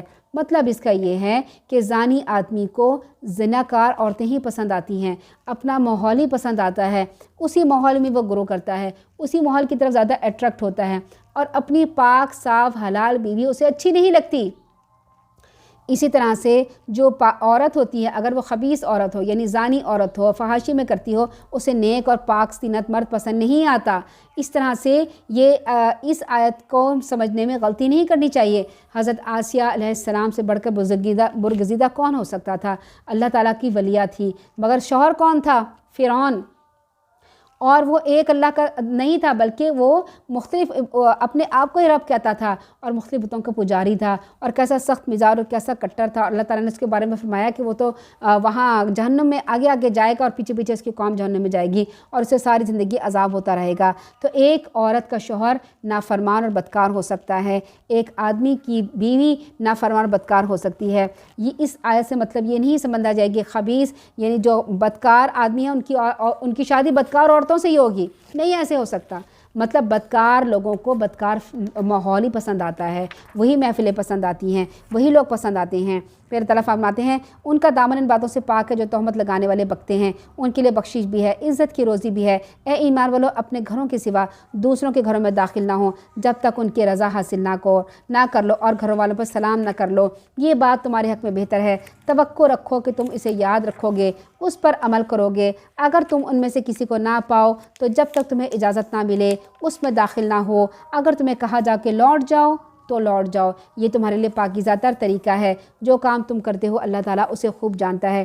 اب یہاں سے وہ باتیں شروع ہوں گی، وہ احکامات شروع ہوں گے جن پر عمل کرنے سے انسان فحاشی سے، بے حیائی سے اور زنا کے راستوں سے ہٹ جاتا ہے۔ یہاں پر انفرادی معاملات بیان کیے جائیں گے، وہ ہم انشاءاللہ اگلے لیکچر میں سنیں گے۔ اللہ تعالیٰ سے دعا ہے کہ اللہ تعالیٰ ہمیں شرک سے بچائے، بدعت سے بچائے، شرک کے شائبے سے بھی بچائے۔ اللہ تعالیٰ ہمیں ہر قسم کے شرک سے دور ہو کر توحید پر قائم رہنے کی توفیق عطا فرمائے، ایک اللہ کی عبادت کرنے کی توفیق عطا فرمائے، شرک سے، بدعت سے، گمراہی سے، مختلف رسم و رواج سے جو شرک کی طرف لے کے جاتے ہوں ان سے بچا لے یا رب العالمین۔ ہمیں کسی پر بہتان تراشی کرنے سے بچا لے یا رب العالمین۔ اگر ہمارے ماضی میں ہم نے کبھی کوئی ایسا کام کر لیا ہو تو ہم اسے استغفار کرتے ہیں، ہم اس سے توبہ کرتے ہیں یا رب العالمین۔ جس کے متعلق ہم نے کوئی بہتان تراشی کر دی ہو اسے رب العالمین اس کے گناہ معاف کر دے اور اس کے درجات کو بلند کر دے۔ کسی کی ہم نے غیبت کر لی ہو، کسی سے ہم نے حسد کر لیا ہو، کسی کی جگاخوری کر لی ہو، کسی کو ہم نے کوئی نقصان پہنچایا ہو، یا رب العالمین تو اسے بھی معاف کر دے، اس کو بھی بلند درجہ عطا فرما، ہمیں بھی معاف کر کے ہمیں بھی بلند درجہ عطا فرما، ہماری معافی کو قبول کر لے، آئندہ بہتان تراشی سے ہمیں بچا لے، کسی کی بیٹی کی عزت اچھالنے سے ہمیں منع کر دے یا رب العالمین۔ ہمیں اس سے محفوظ رکھنا یا رب العالمین، ہمیں بھی ہماری عزت کو بھی، ہماری بیٹی بہوؤں کی عزت کو بھی محفوظ رکھنا، کسی کو ان پر بہتان تراشی کا موقع نہیں دینا، ہمیں ہماری اولادوں کو، ہماری نسلوں کی عزتوں کو محفوظ رکھنا، آمین ثم آمین۔ اللہ تعالیٰ ہمیں، ہماری اولادوں کو، ہماری نسلوں کو ہمارے لیے بہترین صدقہ جاریہ بنائے، ہمیں اپنے والدین کے لیے بہترین صدقہ جاریہ بنائے، ہمارے والدین کے، ہماری اولاد کے، ہمارے نسلوں کے، ہمارے شوہروں کے، ہمارے بہن بھائیوں کے، ہمارے عزیز رشتہ داروں کو، ہمارے اسٹوڈنٹس کے، ہمارے ٹیچرز کے گناہوں کو معاف کر دے، انہیں بلند درجات عطا فرما یا رب العالمین۔ قیامت کے دن جب ہم تجھ سے ملیں تو ہم تجھ سے خوش ہو جائیں، تو ہم سے خوش ہو جائے، ہمارا نامہ ہمارا اس وقت پاک صاف ستھرا ہو، ایک بھی گناہ اس میں لکھا نہ ہو یا رب العالمین۔ اگر دنیا میں ہم نے کسی کا حق عطا کرنا ہو تو وہ دنیا میں ہی حق عطا کرا دے، قیامت کے دن ہمارے پر کسی کا کوئی حق باقی نہ رہے، آمین ثم آمین۔ اللہ تعالیٰ ہمیں گناہوں سے معاف فرما دے، ہمیں ہر قسم کے گناہوں سے معافی عطا فرما دے اور اپنے نیک بندوں میں شامل فرما لے، اور ہمیں ان صفات سے متصف کر دیں جو سورہ مومنون میں اللہ تعالیٰ نے جو صفات بیان فرمائی۔ اللہ تعالیٰ ہماری شرمگاہوں کی حفاظت